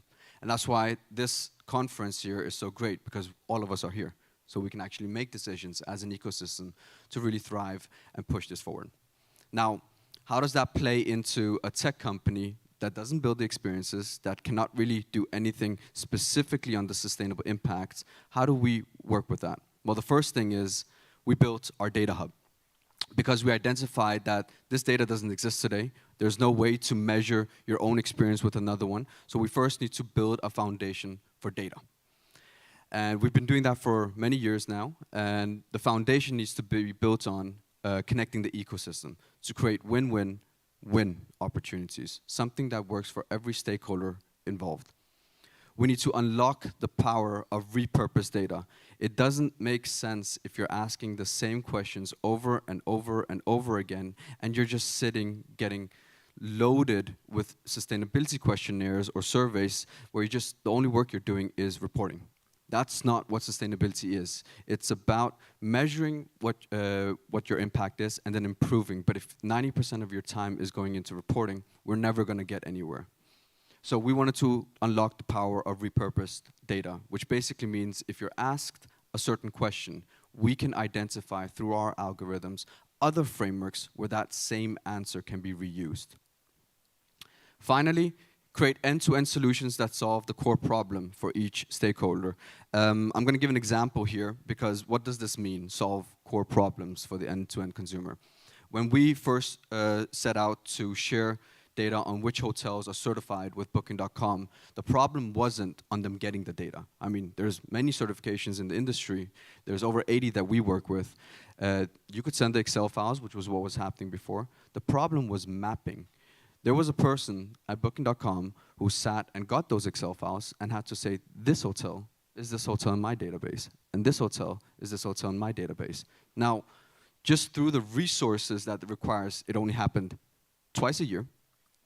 It was a very, very manual process, which doesn't lead to adoption. So what did we do? We built an algorithm which automatically maps the data you have in your database as a booking platform to our database. So now the data is transferred twice a week instead of twice a year, which allows for any activity, any company that is on the journey of sustainability to showcase that in their sales channels instantly. And that's where we need to get to.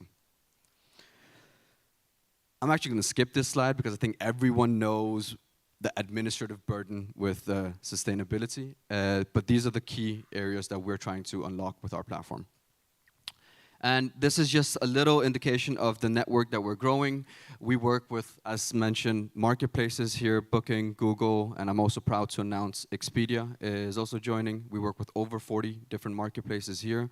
We're looking into new opportunities with different ones in different sectors. We yesterday just announced a partnership with Cvent, so we're also going into business travel. Hotel chains like Accor Group, Radisson Group, Orascom Development in Egypt, Sonesta in the US, and many others are also some of our proud partners who use our system to collect all of their data and then share it wherever it needs to be shared. And obviously we work with, it says 64 here, but that number has grown, 80 different certification providers where they share data on who have they certified to our platform so that they don't have to send Excel files to 40 different marketplaces every single month. So again, we're trying to remove the administrative burden there is with sustainability. This is a little bit about our team and a little glimpse into our data hub. It's not something we're imagining. I really like what Xavier said yesterday in our panel. It's not something we're starting now. It's already live. If any DMO here wishes actually to know how many hotels are certified in their destination, I can tell you, not right now, but if I open up my laptop, I can give you that data. So that question is already being answered. But how far can we take this? And that's what the work that we're doing with Good Travel Alliance. The objective is to give destinations the insights they need to identify good travel experiences. So we're very proud to launch the destination indicator platform that we've been working on with Good Travel Alliance. It was announced at ITB this year, and 6-7 months after, we're welcoming the launch of that platform where you can now go in and use the indicators to identify the good travel experiences as a destination. Our job is to give you, first of all, a certification dashboard, so which businesses in your destination are certified. We're starting here with accommodations, but we will expand on this. Go further to ensuring that the data is flowing to the different structures that you need, reporting frameworks that you need, a self-assessment, and a goal tracking. But most importantly, the indicator platform. If you can collect data in a way where you're able to measure which one is most sustainable, then you can present this data, get the funding that you need from your different governments to build the stories that you want to present to the world. And that's exactly what we're launching here at Good Travel Alliance through our platform. We're not the marketplace. We will connect to the marketplaces so those stories can be shared. And we're not the expert on what those indicators are. That's where we have Good Travel Alliance. But this is a technical tool that will allow you to, tomorrow, start collecting the data on your experiences and see how are they performing to the other experiences so you can identify the good ones and the right ones that you want to promote.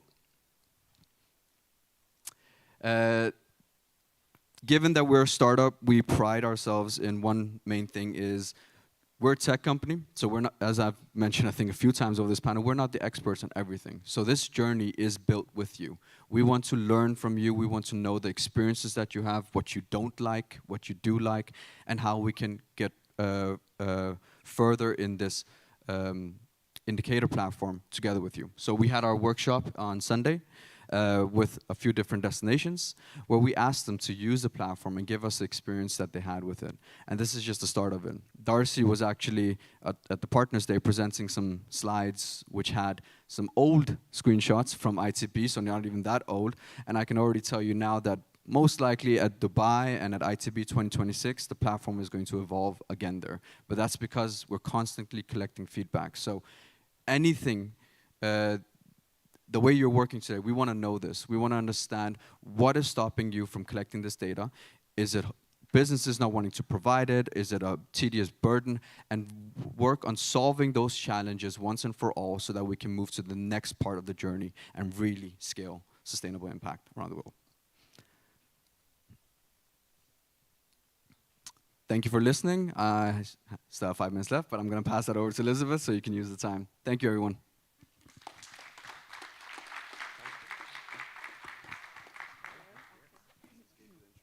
Yes, I will introduce myself. Hi, everyone. I'm Elizabeth. I will be presenting on the good travel experiences. more the methodology. So we've had Albert introduce it very well in the morning, telling us about the what, the why of the Good Travel Alliance, so we know why we're creating it, what reason we started with this idea of the Good Travel Alliance.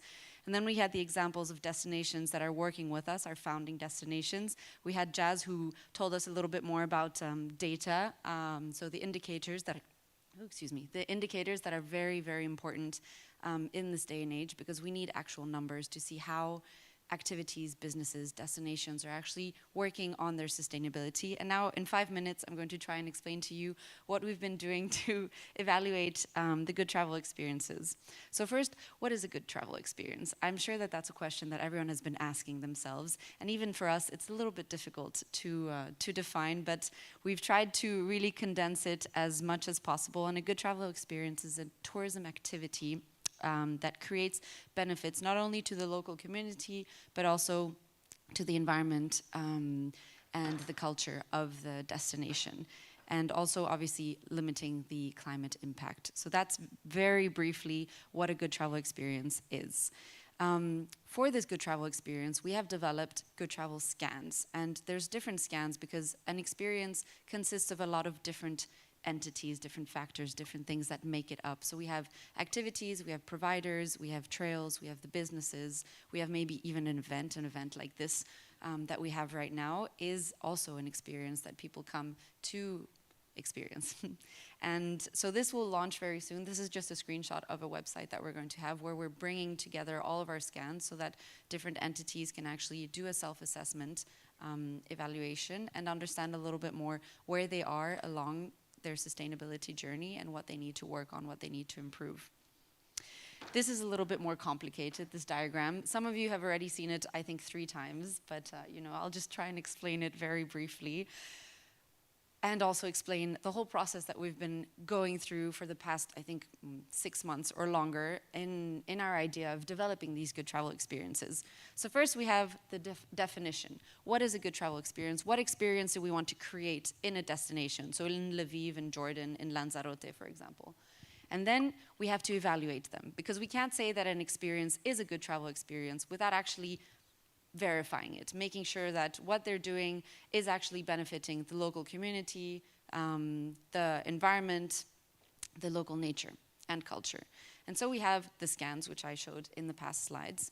And so we have these scans, they make these self-assessment scans, and then we make an evaluation call. Because as we know, and as was presented by Professor Xavier, businesses can say that they're sustainable, businesses can self-evaluate themselves and say that they're doing a lot of different things, but we have to check and just make sure that what they're saying is actually the case. And so that's why we get an evaluation by some experts, so we verify them. After they're verified, we give them an award. It's not a certification because we can't certify experiences, we can't certify activities, but we can verify them. We can say that what they've reported on, we've checked, we know that they're doing what they say they're doing, and so they get an award. For destinations and for businesses, we do have a certification because there we have a third-party process, we have an auditor, we can go and verify, and we check the documents, etc. And then we have the selling part, so the marketing promotion. If you were here at the plenary presentation, you saw that Beatrice and Darcy showed our Good Travel Experience brochure. This is something that we hope to continue launching. Albert has the ambition of every month. Our team will see how we manage that, but we're really hoping to continue this movement of promoting the good travel experiences that have gone through this whole process, and so really deserve this extra promotion, really deserve to be showcased as experiences that are making a difference in the world, and also then obviously providing to visitors, to tourists, some way of seeing, okay, if I'm traveling to Lviv, if I'm traveling to Jordan, if I'm traveling to Lanzarote, what are the experiences that I can do that I know for sure will be benefiting the local community, will have a minimal impact on the environment. And then obviously we have to maintain this. It's the most important. We can't just say, okay, wonderful, we verified you, congratulations, keep on going with your life. No, we have to keep working with these experiences, making sure that they are upholding what they say they're doing, and also keep promoting them as a good travel experience. These are just some very quick definitions because I use a lot of different terms. So an activity is a standalone tourism activity. An enabler is an organization that enables a good travel experience. And the providers are those that we can actually certify. So restaurants, tour operators, hotels, these are providers. And we do want to make sure that all the providers of a good travel experience have some kind of certification with us. So this is a briefer summary of the other diagram that I was using. So we have the self-assessment scan, the evaluation by the expert, then they have the filling out of the KPIs, which Jazz presented, and then we create a good travel experience from this, and then we promote them on our good travel experience brochure. This is a brochure, if ever you weren't here in the morning.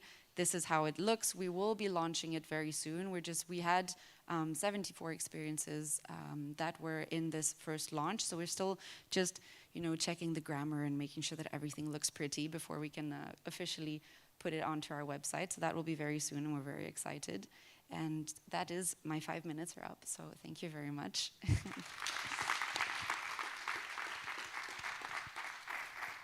Thank you, Elizabeth. And the beauty of that presentation with Elizabeth is that she can do it as quickly in English and in Spanish and in French and in Portuguese, and but you only get 5 minutes, so what can we do? Thank you very much, Elizabeth. And please, Albert, last but not least. Yes, okay. Thank you, Darcy. I'll try to keep it very brief because most of the things about certification have already been addressed in the opening session. People are asking us, how can you certify an activity or an experience? And as Elizabeth said, it's not possible. And in theory, it's possible, but we have to look at the legislation that we are going to be comply with from September next year, which is the Consumer Empowering Directive. Others call it the Green Transition Directive, but it's the same directive, which says that every sustainability label has to be justified by a certification program which is accredited, and it's in this term, which means accredited, which means that a sustainability label and a sustainability program has to be going through at least a 1 year sort of assessment by an accreditation body, which has been the GSC, but the GSC is no longer an accreditation body. The accreditation body is going to be the European Union accreditation system with the national member state accreditation bodies. They are not even ready to enter the tourism space yet because the transition directive has also impact on agricultural claims in relation to sustainability, food, fashion, textiles, and many other things, technology, and they are much bigger or have a much bigger percentage of their industry in certification. Well, this is only 1% in tourism and 0.1% in destination certification and 0% in activities. There's no chance of getting any accreditation for activities or experiences or even experience providers anytime soon. And if we would go for it, it would require a certification body easily 100,000 or 200,000 euros to become accredited. And are you going to do that to certify maybe 1% of the activity market? You will have to ask for thousands of euros to an activity provider to become certified. So we're not going to do that. So we have designed already systems and approaches that do not require certification, but not entirely. Because if you're a large tour operator, if you're a large activity provider with a lot of, say if you're beyond a small size, then you have to be using verification systems which include the same principles of certification. But we will not use accreditation. We will say this is not a certification of an activity provider. This is a verification of whether the activity provider really understands the principles of impactful travel. I say positive impact in as many of the fields that we can imagine in which the spaces they are active. So if you are an activity provider or a museum or an event organizer, then yes, we ask you to at least do the Good Travel Seal or the Good Travel Scan and that's including an independent verification. If you're already certified by any other, like Green Key, that's also fine. I mean, you don't need to do another check. And of course, if you are an enabler, like a destination creating a trail, a walking trail, hiking trail, a water trail, then we use indicators to measure the impact of the use of the trail. And that's also not something that you can certify. So the role of certification is going to be very limited and only going to be implemented as far as required by the legislation. But we are not promoting this as a sustainability label. The Good Travel Experience is a recognition for having verified impact to local communities and to the environment and to enabling, sort of empowering local people in the place where you're working. And that's why we chose for the term good.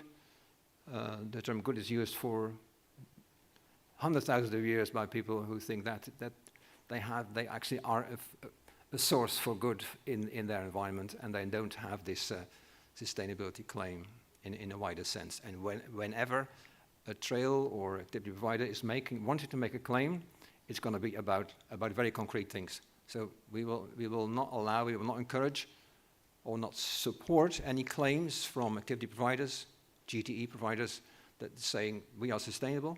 They have to focus on really practical things, like people that use this trail leave no litter, leave no waste, have a very, very low minimal carbon impact and a very low water use compared to the general activities in which markets they operate. That's all for now. If you have any questions, later.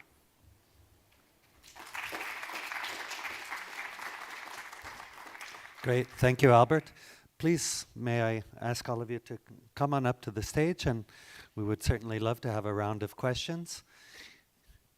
In my previous role as professor, I would ask all of you in this room to come closer and to get more centralized, but I'm not here to do that either. So stay where you are, be comfortable, and we will run around in case you would like to take this opportunity to ask some questions as well.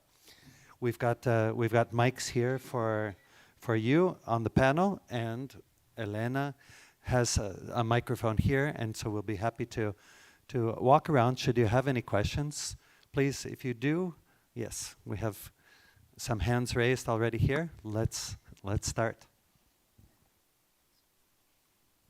Please introduce yourself, who you are, where you're from. Hi, good morning to all. Is it working? No.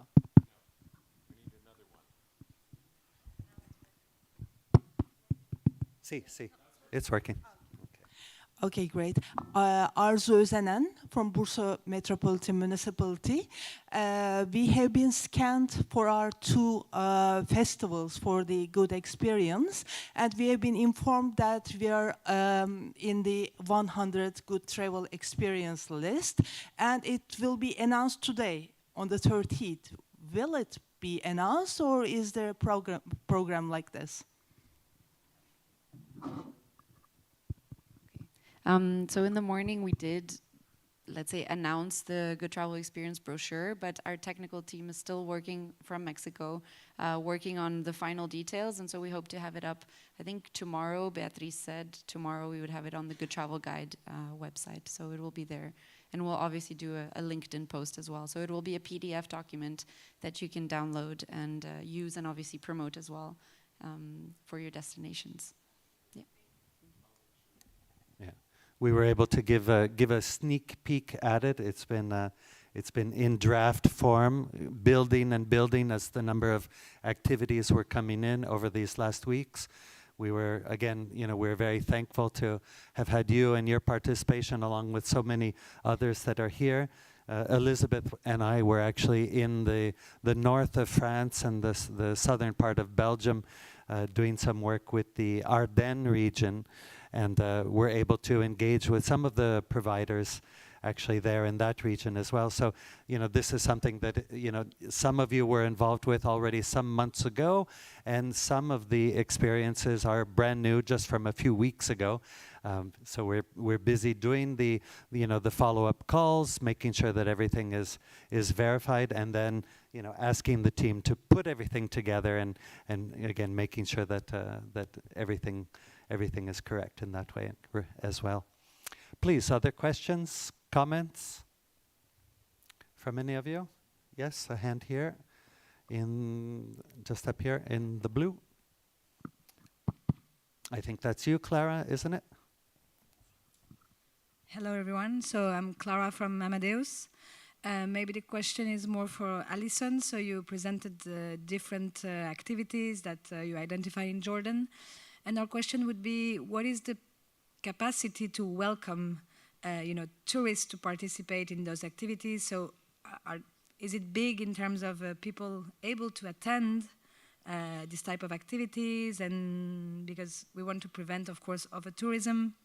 So what is the potential reach, maybe, of these activities?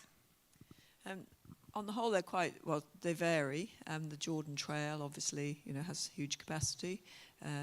It's a walking trail that's open. Souk Jarrah is also an open-air market. The others are bookable, so they need to be booked, and when they're full, they'll be at capacity. So yes, most of them are small group activities that do need booking. I mean, at JTB, I don't know if one of you would like to add to that in terms of the capacity for these institutions, but at the moment they need business. There's been the really challenging situation in Jordan. It was COVID first, followed by obviously the impact from the Gaza and the regional situation. So in terms of the context here, I think over-tourism isn't a problem in the north. In terms of, as numbers grow, absolutely it's an issue. But as I say, I think the ones that just have small capacity will remain like that, and will be booked. So if they're booked, hopefully people will book ahead, which is what their businesses need at the moment. Great, thank you, Alison. And maybe just to contextualize this a little bit as well, because these are only the first of the GTEs that we've identified, working with the GTA experts and others in the regions and destinations with whom we work. And so the idea, of course, will be that we'll be developing numerous of these kinds of experiences within the destinations. Not just a handful. We're presenting here the first handful of some of them on which we've been working, but the next steps will be how can destinations present these, as Elizabeth was saying, giving that definition of experience. When we first started discussing the definition of experience, we were discussing it really more in terms of helping the destination to put together a number of different low-impact type activities that would then be offered as a full package experience, so a one-day experience in a destination. But in the work that we've been doing and the ongoing discussions that we've been having on this, we've realized that each and every activity in and of itself becomes an experience unto itself as well. And so we're understanding better ourselves the definition, the way that you understand it, the way that we understand it from an industry perspective, but also from a traveler perspective. And so this is an ongoing development. And maybe to your question as well, Clara, perhaps directing a question back over to you, Victor. I think it's also always in the way that a destination manages itself as a destination, and Lanzarote, as you're helping us to understand, seems to be doing that despite the fact that it has multiple millions of tourists coming into such a small territory.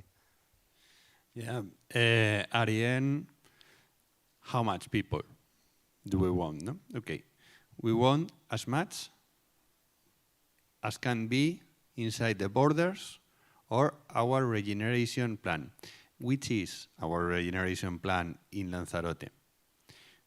The plan in balance, which can cover through the positive impacts, the negative impacts, in order that for the territory, it's better to have this experience ongoing than to don't have it.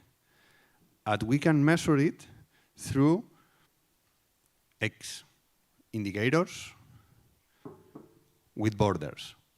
Indicator, what is, the value it has been to be fixed in this indicator, R, and if, sorry because of my English, I'm from Spain, and I have very bad English. So the answer is, inside borders, which borders, regeneration plan, balance, positive, negative, positive when Lanzarote is better with this experience ongoing than none, how to measure indicators, levels, measure reality. Okay, this is our plan. Great, thank you, Victor. We have another question over here.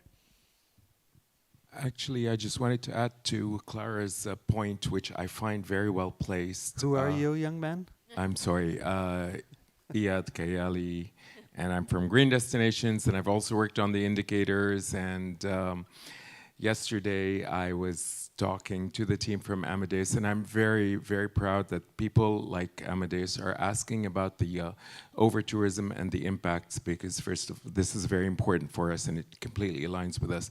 In terms of the GTE, what we're trying to do here, and this takes me to my experience in Turkey, Greece, and the Middle East and North Africa, is help regenerate and develop destinations that are not suffering from over-tourism. On the contrary, they have so much to offer that they're not showcased. Let's go back 10, 15 years ago when Booking.com did not reach, for example, hotels in rural parts of the country, and they had wonderful places. When Booking.com penetrated and the people around these elderly owners could go on Booking.com and start inputting the information, these places were discovered. We're hoping a bit for the same thing to happen by putting wonderful places. I'm sitting here discussing with remote parts of Jordan, with remote parts of Morocco, and with remote parts of Turkey about the wonderful experiences. So we're trying to get these people showcased first and foremost. And as Alison rightly pointed, with booking and with technology, luckily, we can put limits, and we can give, and this is a very good idea, to give guidelines on these limits for the people who are putting these tours online and telling them about capacities. So I just wanted to add that. Thank you. Super, thank you, Iyad. And Jazz, maybe could you give us a perspective as well on how you see the KPI system that we're developing being used in this destination management perspective for GTEs? Yeah, sure. So the way I see it is that it's the start of building, in other words, the database that is going to be needed to provide and share those experiences. One thing is it's a start, but the other thing is also streamlining this. Instead of having different destinations measuring it in different ways on different indicators, you finally have something where you can compare it. The job here is to not make the same mistakes we made previously in other industries, where there was multiple frameworks being launched, there's multiple indicators, there's no way of comparing, sharing, distributing the data. We're going to take those experiences to start this journey here on experiences and allow the destinations to easily identify which experiences are good based on benchmarkable data, so that they can quickly see that, and then from there package them onto the different platforms who are willing to take this. But to be completely honest, this is just the start of it. We need to build the database, and from there it will grow. And that's basically how markets work as well, right? You need to give them something that they can feed off of. So this will be the start of that. So we do see this expanding quite a bit in the next couple of years. Does that answer your question? It does, yeah. And you would be good to talk to this as well because you're in Copenhagen, unlike I am. But just to highlight for those of you who haven't seen this report, I saw a report that came out several months ago about a study that was trying to better manage the travelers in the destination of Copenhagen. And they were what they were doing was through an app whose name you probably remember, I don't. They were able to send travelers not only to the most sought after attractions, but they were able to send travelers throughout the city to much lesser known attractions, along the lines of GTEs, let's say. And they did, in the study, they also showed that the traveler response to that was equally good, whether they went to the well-known attraction as to the lesser known other activity. From Copenhagen, a recent initiative that was also launched, which I was really proud of, not by me, it was by Copenhagen, was they incentivized travelers to use public transport, to use bicycles, and then get discounts at the local cafes, get the national museums, things like this. So there was actually an app built for any traveler coming in. We have a metro directly from the central station to central Copenhagen that takes 10 minutes. Like there's really no reason to take a car or a taxi to get into the central part of Copenhagen. So they were incentivizing the travelers whose maybe normal behavior would be, oh, I'm at an airport, it's probably far outside of the city, let me take a cab. They were incentivizing them to say, it's only 10 minutes, and you get discounts at the local cafes. So these type of stories are exactly what need to be shared through these experiences. Yes. Well, just to add one other point to this, I think there's the selling direct to consumer, but what we're seeing certainly, to the work in Jordan, is the growing number of Travel Life certified tour operators, and what they need is a supply chain that they can, also feel is good and brings better impact. So, I think the purpose of this is not only, to sell direct to consumer, but also to, feed that supply chain. And I think it's a very valuable way and quite a straightforward. The basic scans are, straightforward. That has its own challenges to make them applicable in different ways to different types of businesses and also to different regions and the local situation. But as you can see, Elizabeth and the Good Travel Alliance are working very hard to develop those scans to make them simple. But it's a first step, towards enabling businesses across the country. And again, that was the emphasis in Jordan, to really focus on the north of Jordan for all those reasons that it's less visited, and to really be able to bring attention both direct to the consumer, but also to the tour operators locally that are looking to package up itineraries that will take people away from the Golden Triangle, that busy part of the south once tourism comes back. And a lot of work is being done in the current situation to try and address some of the issues that they had of over-tourism in Petra, increasingly in Wadi Rum, in 2019 and 2023, when they had a small window of good trade, and trying to get back, to a position that, going forward, they can showcase other parts of the country. Super, thank you. Other questions, comments? Yes?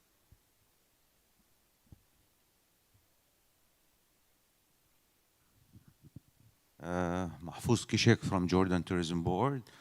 Thank you everybody for the presentations. Alison, thank you very much. My question to Mr. Ahmed, how can Jordan Tourism Board and Jordan benefit from your applications, beside the hotels and the accommodations and the restaurants? How can we reach the end customers or attract the visitors with your application?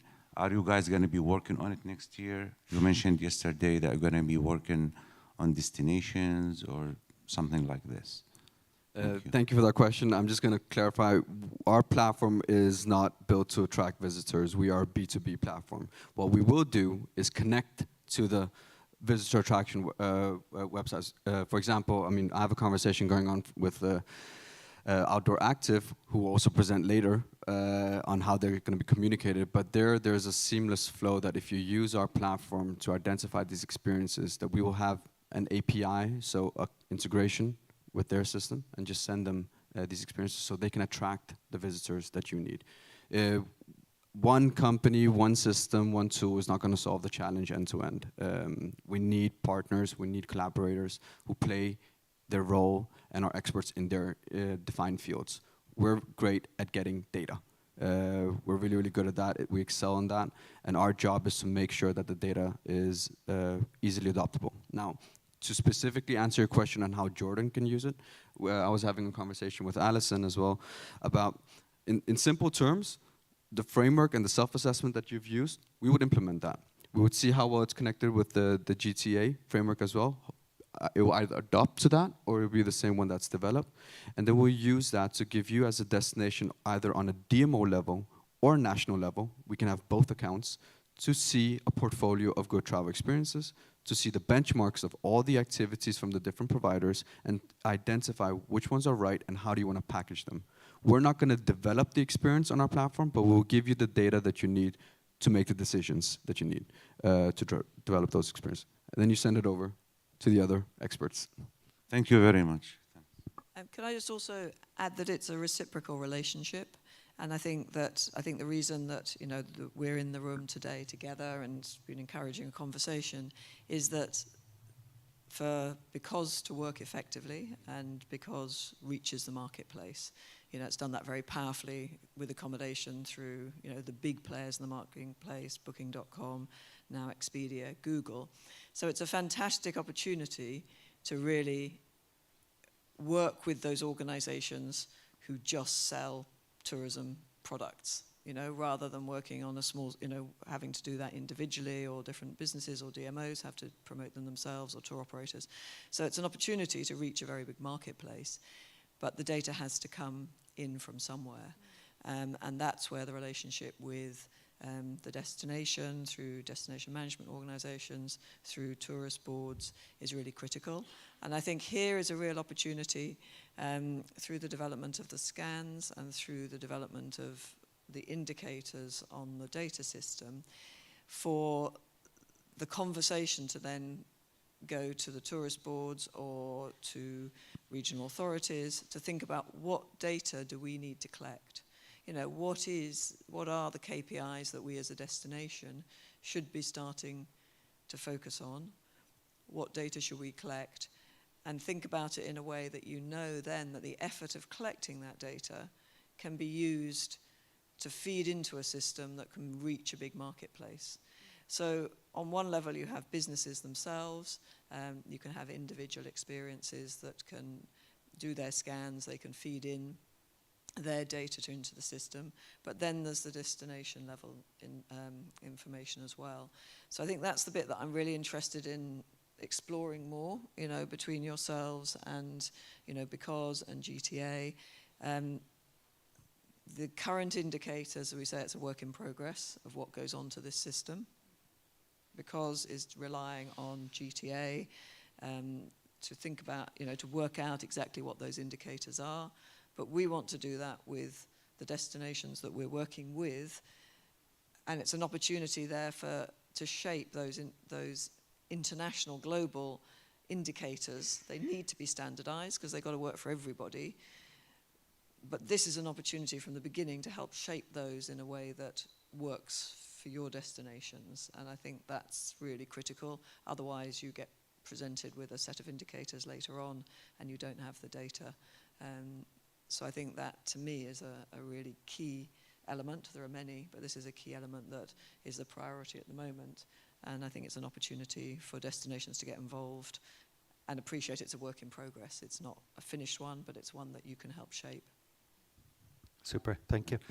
Yes, but ladies first, because I think I see that Elizabeth had something she wanted to say. Yeah, just very, very quickly also, indicators are great and we all think that they're very important, but I know that for businesses and destinations, promotion is very important. That's your question. So I do recommend you to come to the panel that we have after lunch, where we're going to have two very important presentations that tackle more that question of, okay, what about the promotion? Who are we working with? What are our partnerships other than Because that will help promote more good travel experiences? So just a little side note that I recommend that you come, because I think you'll be very interested in what they have to say in the presentations this afternoon. Okay, and Jazz, a quick word, and then I liked the way that that Xavier Font did yesterday.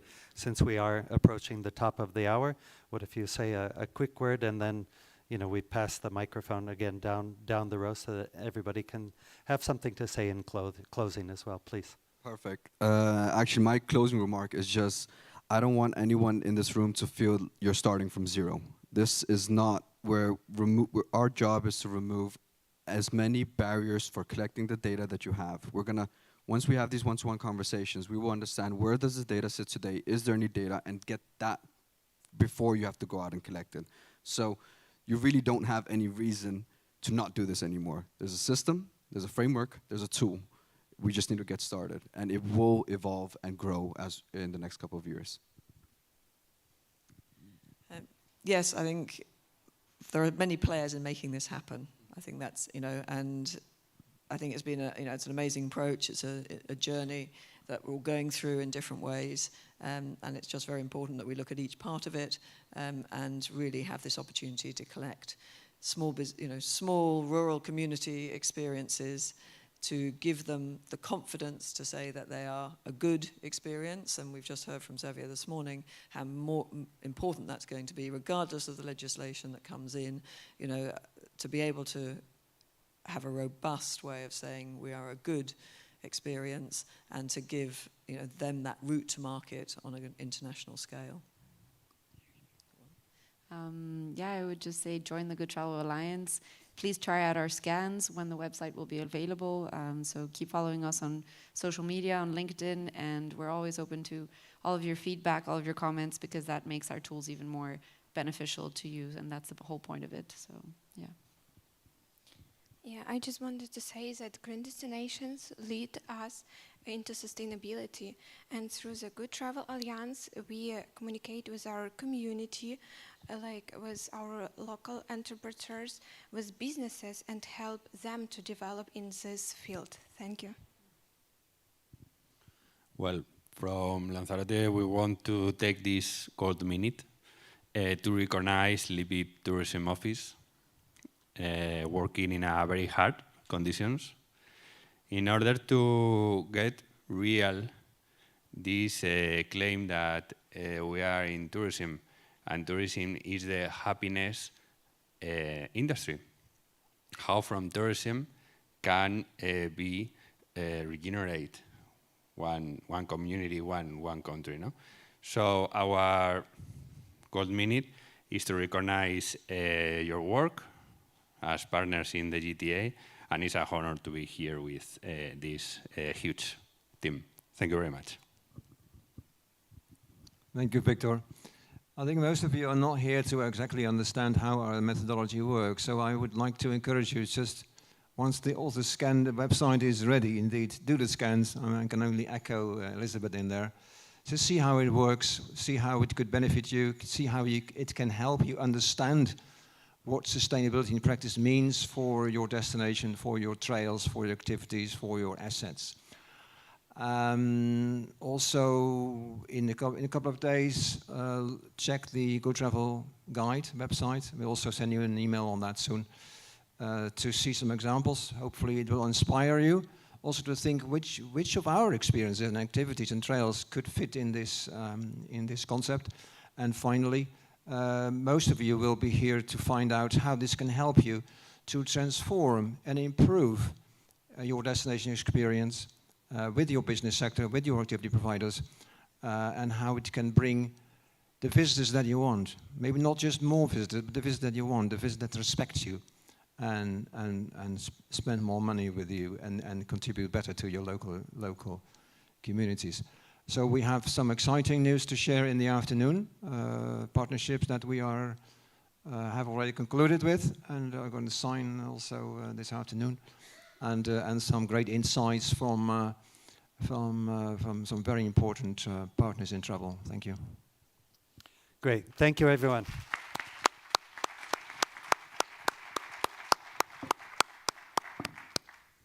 Thank you again to you, and please let's enjoy the break, have some good lunch, keep the conversations going, And we welcome you to come and talk with us if you'd like to ask a quick question now. Otherwise, we are around for the rest of the day.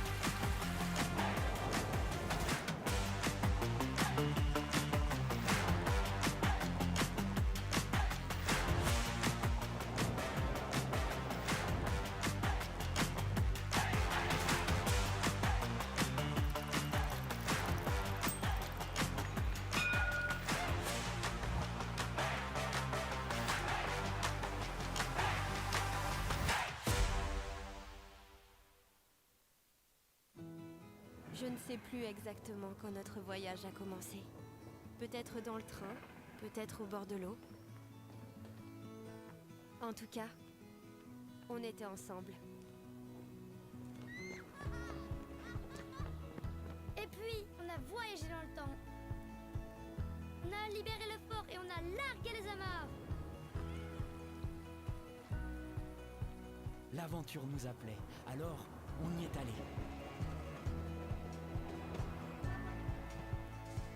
Au début, c'était juste pour quelques jours.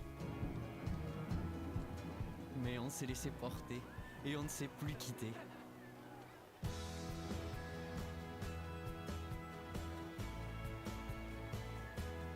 On avait tant de choses à voir et à partager. On était tellement bien. Comme si le temps s'était arrêté. Peut-être que nos routes se sont croisées. Mais j'ai continué mon chemin. Et c'est là que j'ai fini par me retrouver.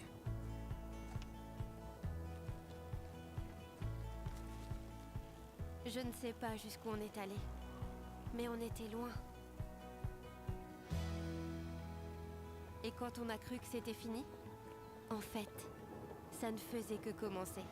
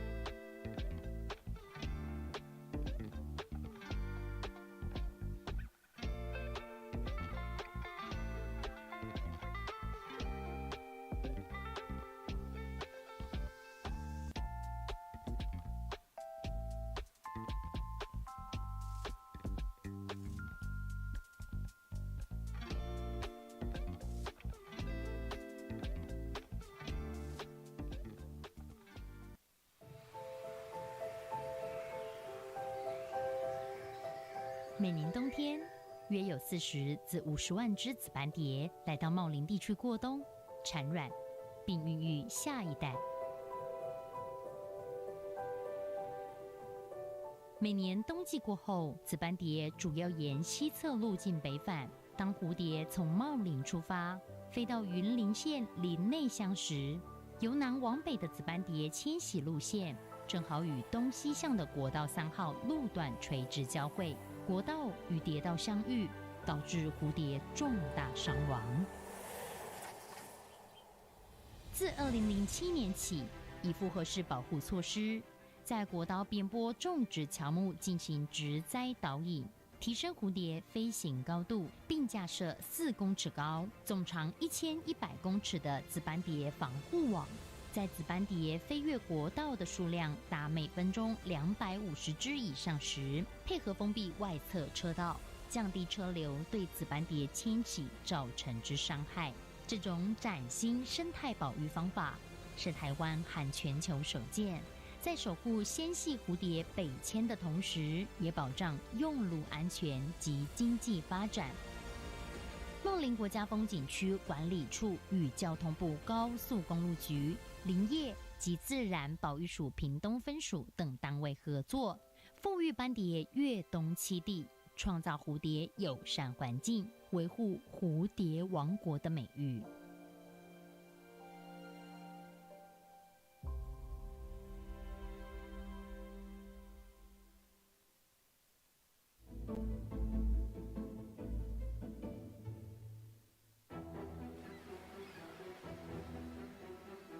En el corazón del Caribe mexicano, la Reserva de la Biosfera de Siancán se erige como un santuario de biodiversidad donde la naturaleza se encuentra en su estado más puro. Sin embargo, la historia de esta joya natural va más allá de los impresionantes paisajes. Se trata de un compromiso profundo con la protección del territorio y la inclusión de las comunidades originarias. En un acto de visionaria sabiduría, el gobierno de Quintana Roo entre 1978 y 1986, ante la inexorable oleada de turistas del norte del estado, tomó una decisión audaz.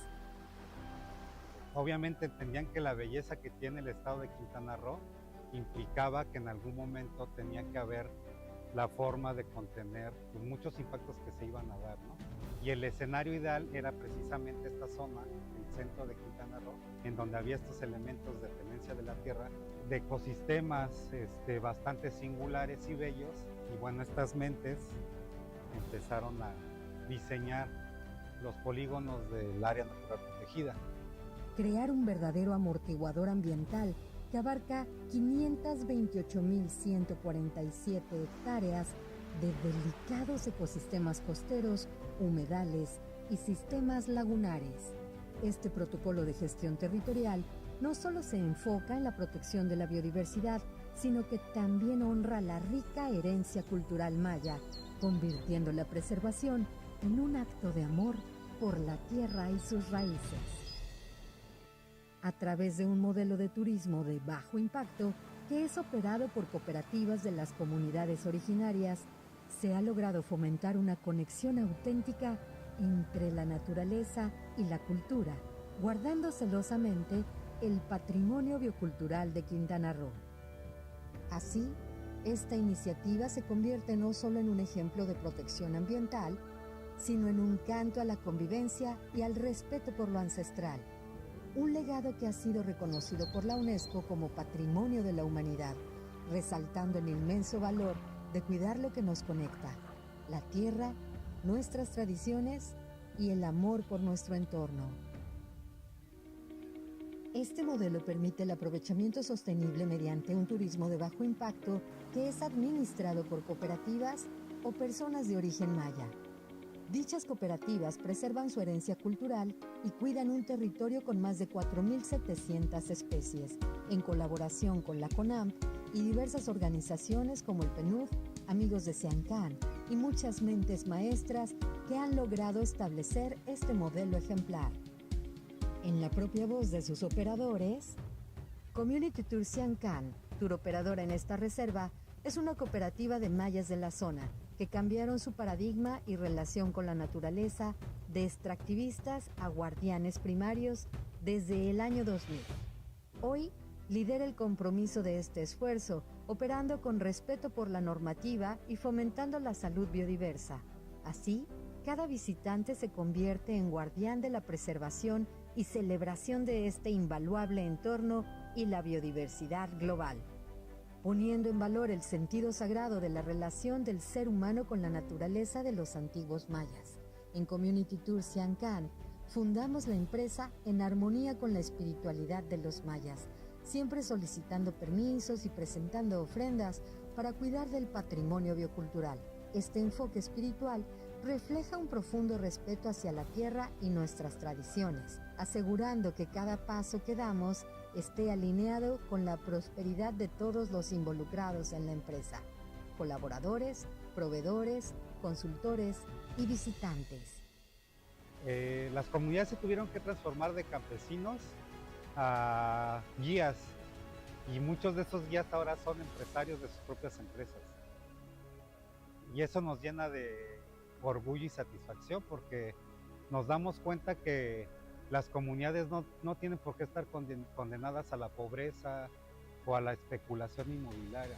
Cuando nosotros empezamos en la cooperativa, la mayoría de los socios eran artesanos, gente que trabajaba el chicle, que tenía la milpa o la agricultura como actividad económica y la apicultura. Entonces se buscó esa alternativa de actividad económica aquí en la Reserva de la Biosfera de Siancán. El modelo de turismo de bajo impacto fomenta que las cooperativas mayas seamos empresarios, guías y también continuemos nuestras vidas cotidianas guiados por rituales y recursos propios. Vinieron y capacitaron a la gente de la comunidad para formar sus cooperativas, capacitarlos como guías, como promotores de ventas, cómo diseñar una experiencia turística, cómo generar la experiencia en sí, de tal manera que el visitante no solamente llegue a la comunidad, haga el recorrido y se vaya, puedan convivir con la gente de las comunidades. Esto nos permite mantener viva nuestra cultura, ceremonias, la milpa, el contacto con la tierra y nuestros retiros a la selva, asegurando que el patrimonio cultural siga vivo y vibrante, sin que el turismo sea la única actividad económica que sustente a nuestras comunidades. De este modo, se crea un equilibrio donde la cultura y la economía pueden coexistir en armonía, enriqueciendo tanto a las comunidades locales como a los visitantes. Cada tour se diseña meticulosamente, garantizando que la flora y fauna locales permanezcan protegidas mientras se educa a los turistas sobre la importancia de la conservación. Community Tour Siancán, también comprometido con la comunidad, hemos diseñado programas de impacto positivo. Hemos impartido cursos de educación ambiental a los niños, capacitando a las futuras generaciones para convertirse en defensores de su entorno. Nuestro programa Pequeños Guardianes de Siancán ha involucrado a más de 200 niños en la preservación de su hogar. Además, organizamos limpiezas de playas y de la comunidad, realizando este esfuerzo alrededor de 12 veces al año. Con el fin de cuidar nuestra biodiversidad, hemos iniciado monitoreo de la calidad del agua una vez al mes y trabajamos junto con la Autoridad Nacional, CONABIO, en el monitoreo de aves con un compromiso de 6 veces al año. Nuestro programa, Conoce la Reserva, ha permitido que cientos de niños de las comunidades visiten la Reserva de la Biosfera de Siancán, profundizando su conexión con la naturaleza. Pues en un futuro queremos que los demás niños también sean como nosotros, que tengan empatía y que conozcan a la naturaleza como nosotros lo estamos haciendo. En este camino a la conservación, soñamos con un planeta entero tratado como una zona protegida. En realidad, es la Tierra quien nos protege a nosotros, así que cuidarla y protegerla regenera las condiciones para una vida plena para todos los seres sintientes que habitamos este planeta. Las áreas protegidas, que son reservas de la biosfera, precisamente son un esquema que podría replicarse de algunos modos en diferentes niveles, en todo, a nivel planetario, ¿no? Y tener un manejo de los recursos, un beneficio de los recursos que pudiera ser siempre sostenible. Juntos, autoridades y comunidades, podemos construir un futuro donde la prosperidad esté al alcance de toda forma de vida, donde el respeto y la conexión con la naturaleza nos guíen. El éxito de este modelo ha sido reconocido internacionalmente, convirtiendo a la Reserva de la Biosfera de Siancán en un brillante ejemplo de conservación, restauración y preservación del patrimonio biocultural, sitio UNESCO y sitio Ramsar. Y no solo se han contenido los impactos negativos del turismo convencional, sino que la comunidad ha visto renacer sus tradiciones y prácticas culturales. Los guías locales comparten su sabiduría ancestral, enriqueciendo la experiencia del visitante con relatos de sus antepasados y el significado profundo de la tierra que recorren. Hoy, Siancán no solo aspira a ser reconocida como un destino turístico, sino como un modelo para el mundo. La historia de Siancán es una historia de esperanza, donde la humanidad y la naturaleza caminan de la mano, demostrando que el turismo regenerativo no solo es posible, sino esencial. Juntos, podemos seguir protegiendo Siancán y garantizar que sus milagros naturales perduren por generaciones venideras. Esta historia es un llamado a la acción global, una invitación para replicar modelos productivos para la conservación y el respeto por los territorios que albergan nuestras historias más profundas. Amando el patrimonio biocultural y su protección duradera. Community Tours Siancán. Reserva de la Biosfera Siancán.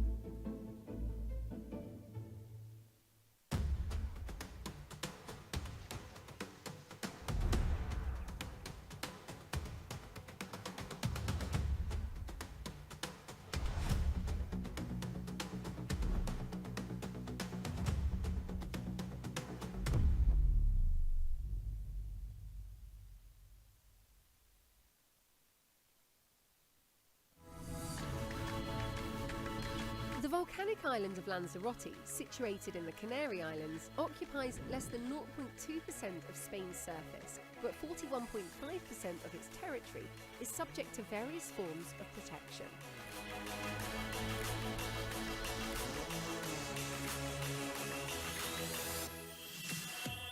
Lanzarote has reached the historic figure of over 3 million visitors to its dramatic landscapes, gorgeous beaches, otherworldly vineyards, and postcard-perfect towns.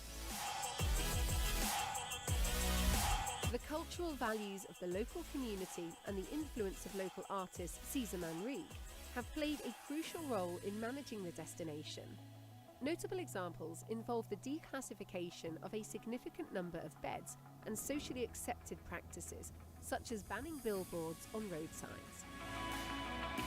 Sustainability in Lanzarote emerged back in the 60s, well before the term sustainability became notorious in the industry, with a regulation on the landscape defence.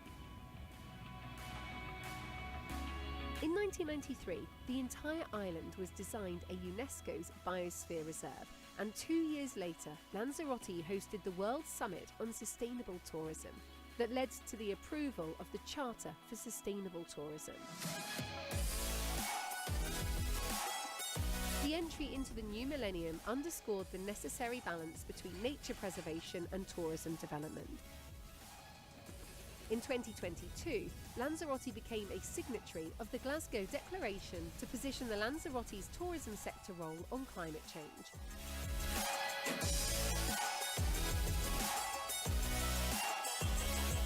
Additionally, around 100 companies already have the Biosphere Sustainable Guarantee label.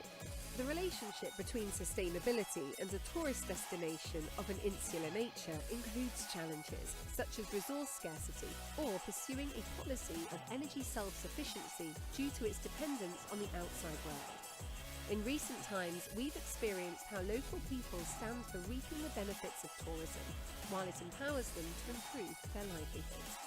Lanzarote's deep commitment on sustainability combines social awareness with the protection of natural resources to deal with the great challenges facing the world as a whole. You can also feel the Lanzarote effect.2021年管处进到马澳来，了解马澳以后呢，我们就开始跟管处的人一起来共同经营这个地方，包括说整理环境，以及志工的培训、导览员的培训。大家一起合作以后呢，慢慢就开发，把马澳马康这个地区的环境跟优点全部把它慢慢的做起来。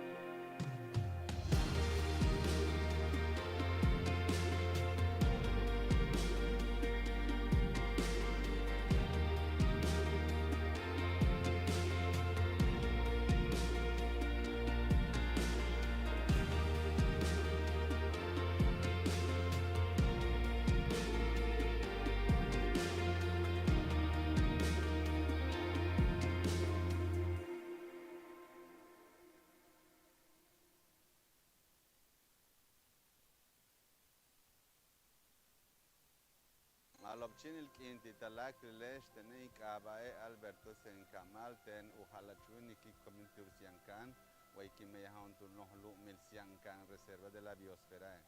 Mi nombre es Román Camal, soy director general de Comité Turciancán. Comité Turciancán es una empresa comunitaria, es una empresa local formada por indígenas mayas y nos dedicamos a la operación de experiencias turísticas en área natural protegida, aquí en Ciancán y en comunidades indígenas. Vimos una gran oportunidad de hacer una actividad económica que beneficia a la comunidad y que beneficia a todas las familias que integran esta cooperativa. Más que nada nosotros vemos el turismo como un medio para la conservación. ¿Por qué lo vemos así? Porque esa actividad nos ha permitido transmitir al visitante la importancia de cuidar la biodiversidad, la riqueza natural que tenemos aquí en Quintana Roo y en la península de Yucatán, pero también la riqueza cultural. Lo que nosotros hacemos es buscar transmitir conocimientos ancestrales auténticos. No se hace ningún show montado, sino todas las actividades que se hacen es como se hacía antiguamente.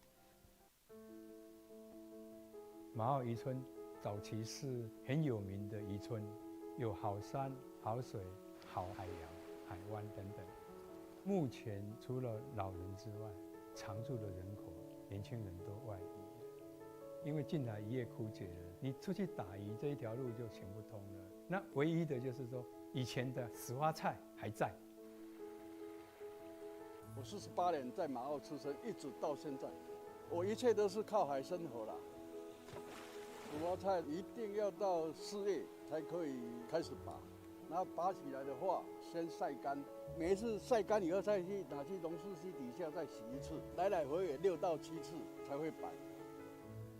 蔬菜它可以制作的像石花冻啊，而且吃起来胶原蛋白，皮肤啦对身体都很好。因为环境的变化、软化，还有一些化学物质流到河里面去、海里面去，然后造成一些生态的一个变化。所以我决定会来做这个永续的，希望把这个渔村可以再重新活络起来，然后把年轻人再带回来。那个时候我们管理处做的就是陪伴老师，他们如果出5个人，然后我们也出5个人，然后大家一起来工作。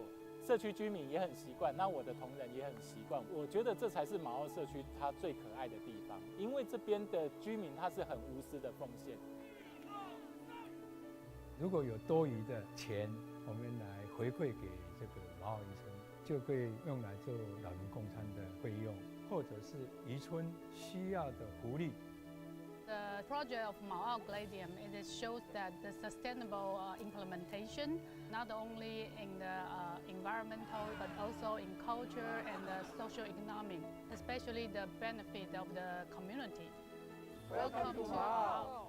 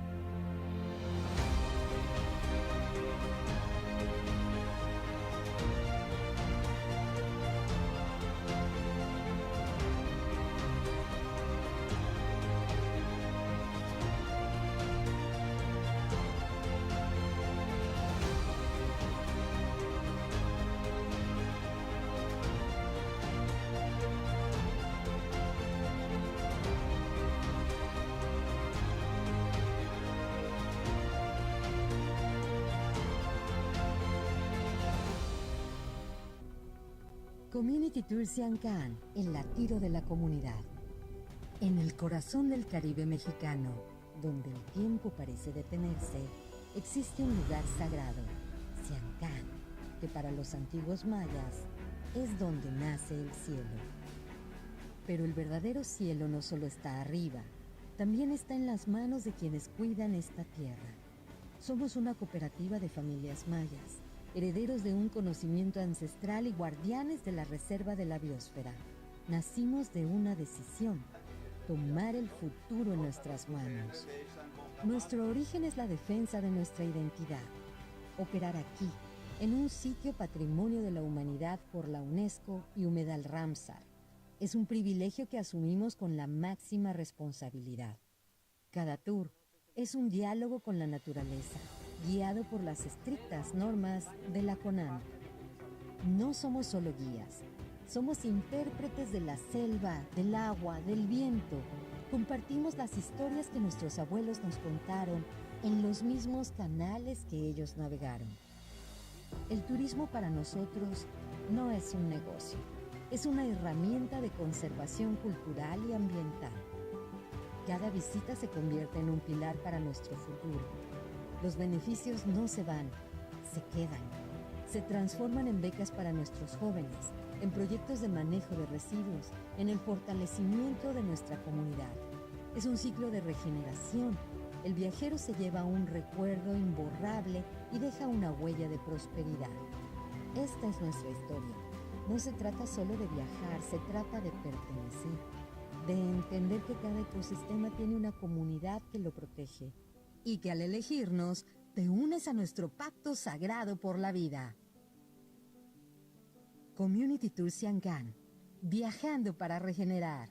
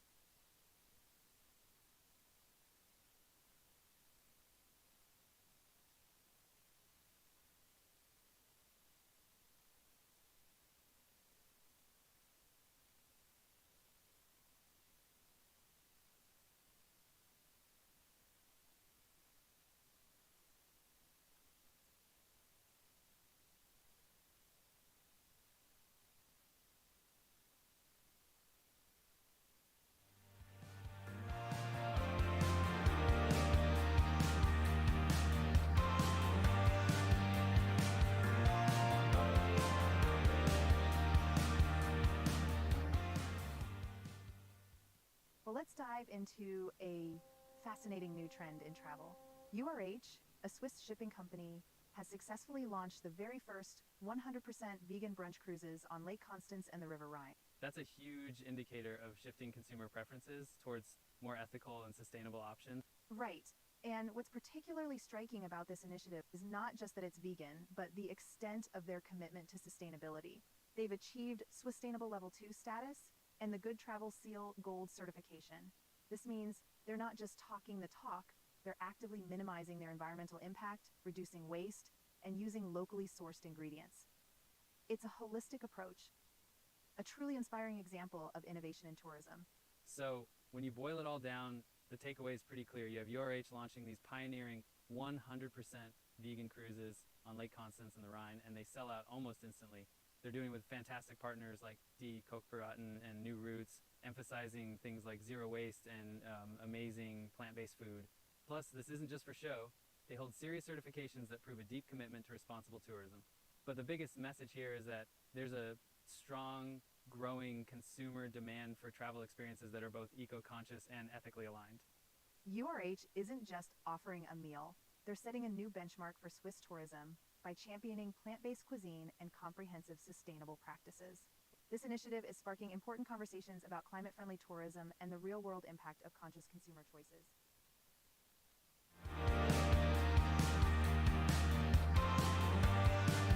I'm Gabriele, and this Trullo from 1690, now a UNESCO World Heritage Site, wasn't just something I inherited.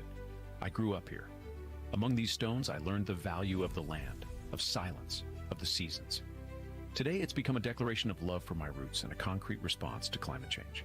I chose to bring back to life what was already here, preserving memory while designing the future. Trullo Bio is the first Trullo ever to receive the Casa Clima certification, a recognition of energy efficiency and sustainability. Its stone walls are over 1 meter thick, finished with natural lime plaster and crowned with traditional conical roofs. This ancient structure now integrates discrete technologies, a high-efficiency heat pump, high-performance windows, smart home automation, and low-energy LED lighting. The technology is there, but you don't see it, because true innovation breathes in silence. Every object inside the Trullo tells a story. Restored farming tools, authentic furnishings, living materials, lime, cork, and wood breathe. Comfort, design, and beauty coexist without compromise. I involved Apulian artisans, revived farming knowledge, and safeguarded crafts that were on the verge of disappearing. Using reclaimed wood, Grottagli ceramics, and local stone, I wanted to prove that every choice can be climatic, cultural, and aesthetic at the same time. Sustainability is born from community, never alone. 3 ancient cisterns collect over 100,000 liters of rainwater each year. We irrigate the garden and trees without ever using the public water supply. The Trullo is nestled in 1 hectare of land, an entire living ecosystem. Oaks, almond trees, pomegranates, and figs protect the soil, absorb CO2, and tell the story of life's natural cycle. The garden is open to guests, encouraging small yet mindful actions. This Trullo proves that even a small rural house can become a model of climate resilience without giving up beauty, comfort, or local identity. The future of tourism doesn't lie in building more. It lies in caring better. And if you listen closely, among these stones, you'll hear the breath of roots. It's the same breath that now welcomes every guest at Trullo Bio, because sleeping here feels like waking up in the future.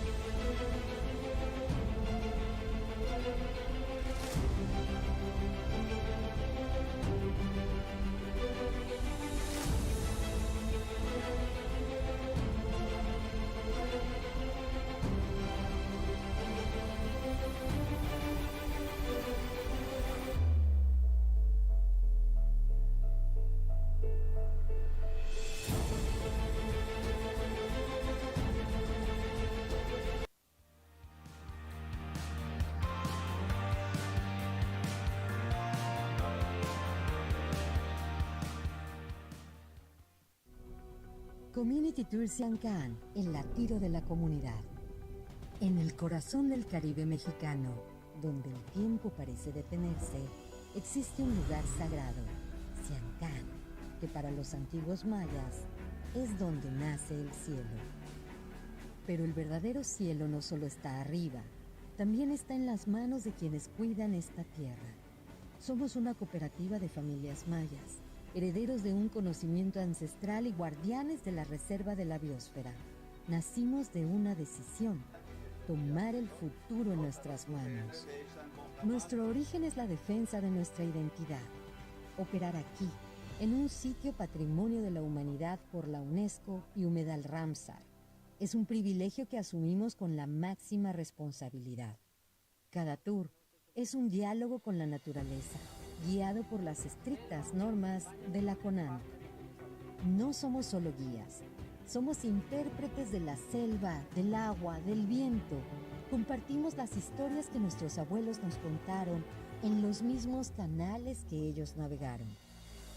El turismo para nosotros no es un negocio, es una herramienta de conservación cultural y ambiental.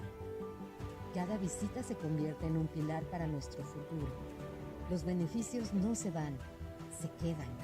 Se transforman en becas para nuestros jóvenes, en proyectos de manejo de residuos, en el fortalecimiento de nuestra comunidad. Es un ciclo de regeneración. El viajero se lleva un recuerdo imborrable y deja una huella de prosperidad. Esta es nuestra historia. No se trata solo de viajar, se trata de pertenecer, de entender que cada ecosistema tiene una comunidad que lo protege y que al elegirnos te unes a nuestro pacto sagrado por la vida. Community Tour Siancán, viajando para regenerar.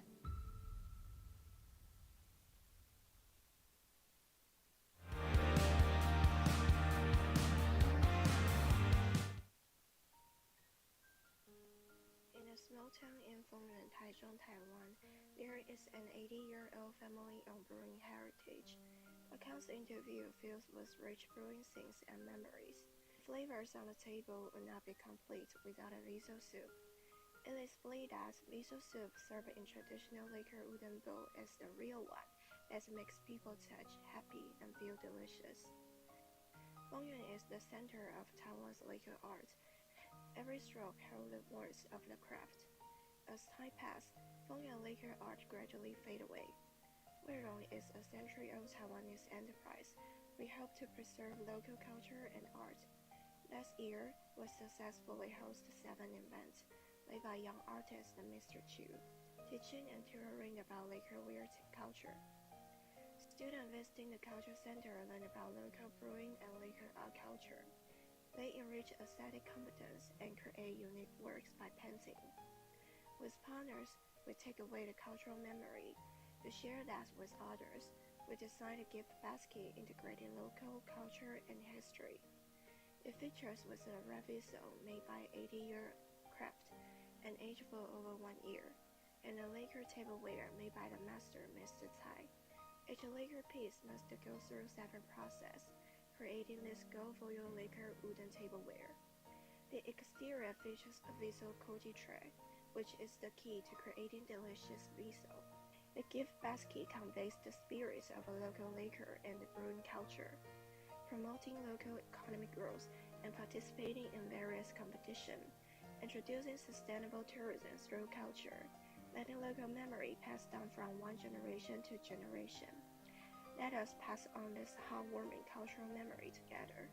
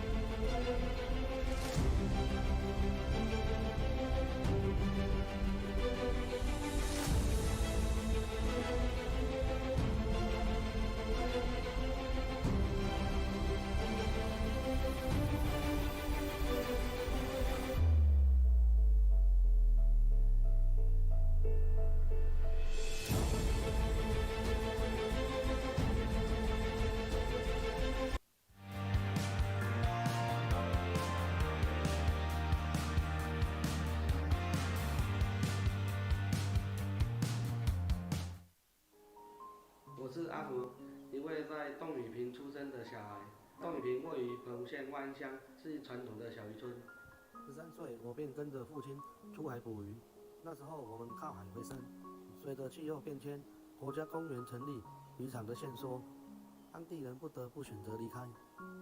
2021年，我决定转型发展旅游事业，考取相关证照，并带领伙伴们返乡，将老家整理成游程的基地。我们的游程都会签署洞宇坪海洋承诺宣言，不擦防晒乳液，不踩踏珊瑚。透过走读，听我们诉说着洞宇坪的故事，以及加入环境教育，带入 Color Watch， 带游客实地的监测珊瑚。大自然常常在考验我们的决心。2022年寒带让珊瑚白化，2023年杜苏芮台风9米高浪，2024年的热浪小卷与凯米台风，断掉的珊瑚被浪摧毁的堤防，被沙石埋起来的道路。我们成立守护队，推动海洋环境教育与宣导等工作，带大家一起整理家园，铲除沙石，持续进行海底垃圾的清理。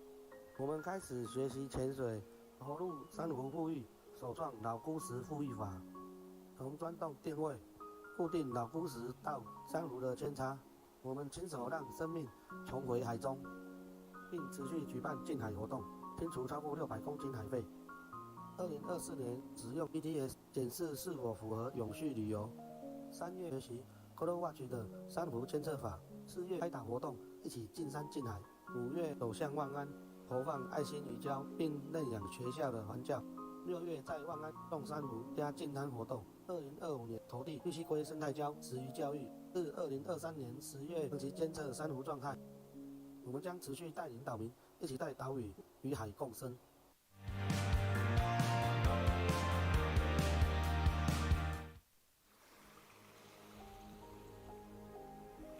Building a sustainable social enterprise takes a living system that feeds both people and planet. At Tamturakit Social Enterprise, we believe true sustainability is meeting today's needs without compromising tomorrow's. We begin by gathering fresh fruits and vegetables from our local farmer partners, each embracing 5 shared principles of Tamturakit farmers. We also work closely with small-scale coastal fishermen who follow sustainable practices. Their boats use wide mesh nets that allow young marine life to escape, and they sail out only for short periods, bringing back incredibly fresh seafood without the need for formalin or harmful preservatives. In our kitchen, those freshly harvested ingredients become chemical-free and no MSG plates, served at our 2 backup venues.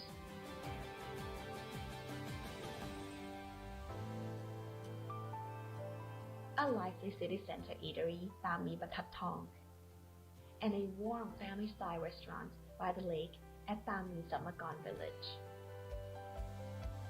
At Tamturakit, humility before nature and confidence in our shared vision guide every step. This end-to-end cycle uplifts farmers, nourishes families, and restores the soil, creating lasting impact today, tomorrow, and for generations to come.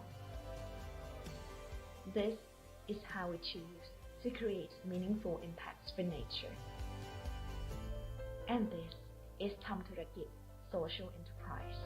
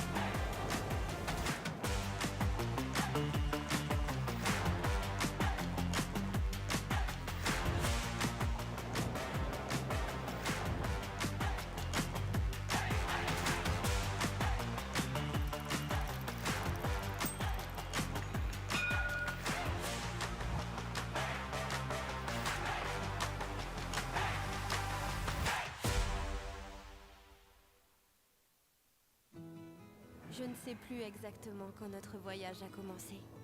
Peut-être dans le train, peut-être au bord de l'eau. En tout cas, on était ensemble. Et puis, on a voyagé dans le temps. On a libéré le fort et on a largué les amarres. L'aventure nous appelait, alors on y est allé.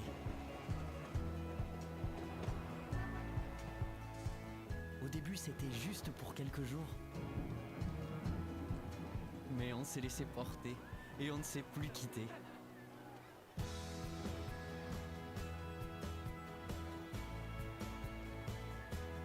On avait tant de choses à voir et à partager. On était tellement bien. Comme si le temps s'était arrêté. Peut-être que nos routes se sont croisées. Mais j'ai continué mon chemin. Et c'est là que j'ai fini par me retrouver.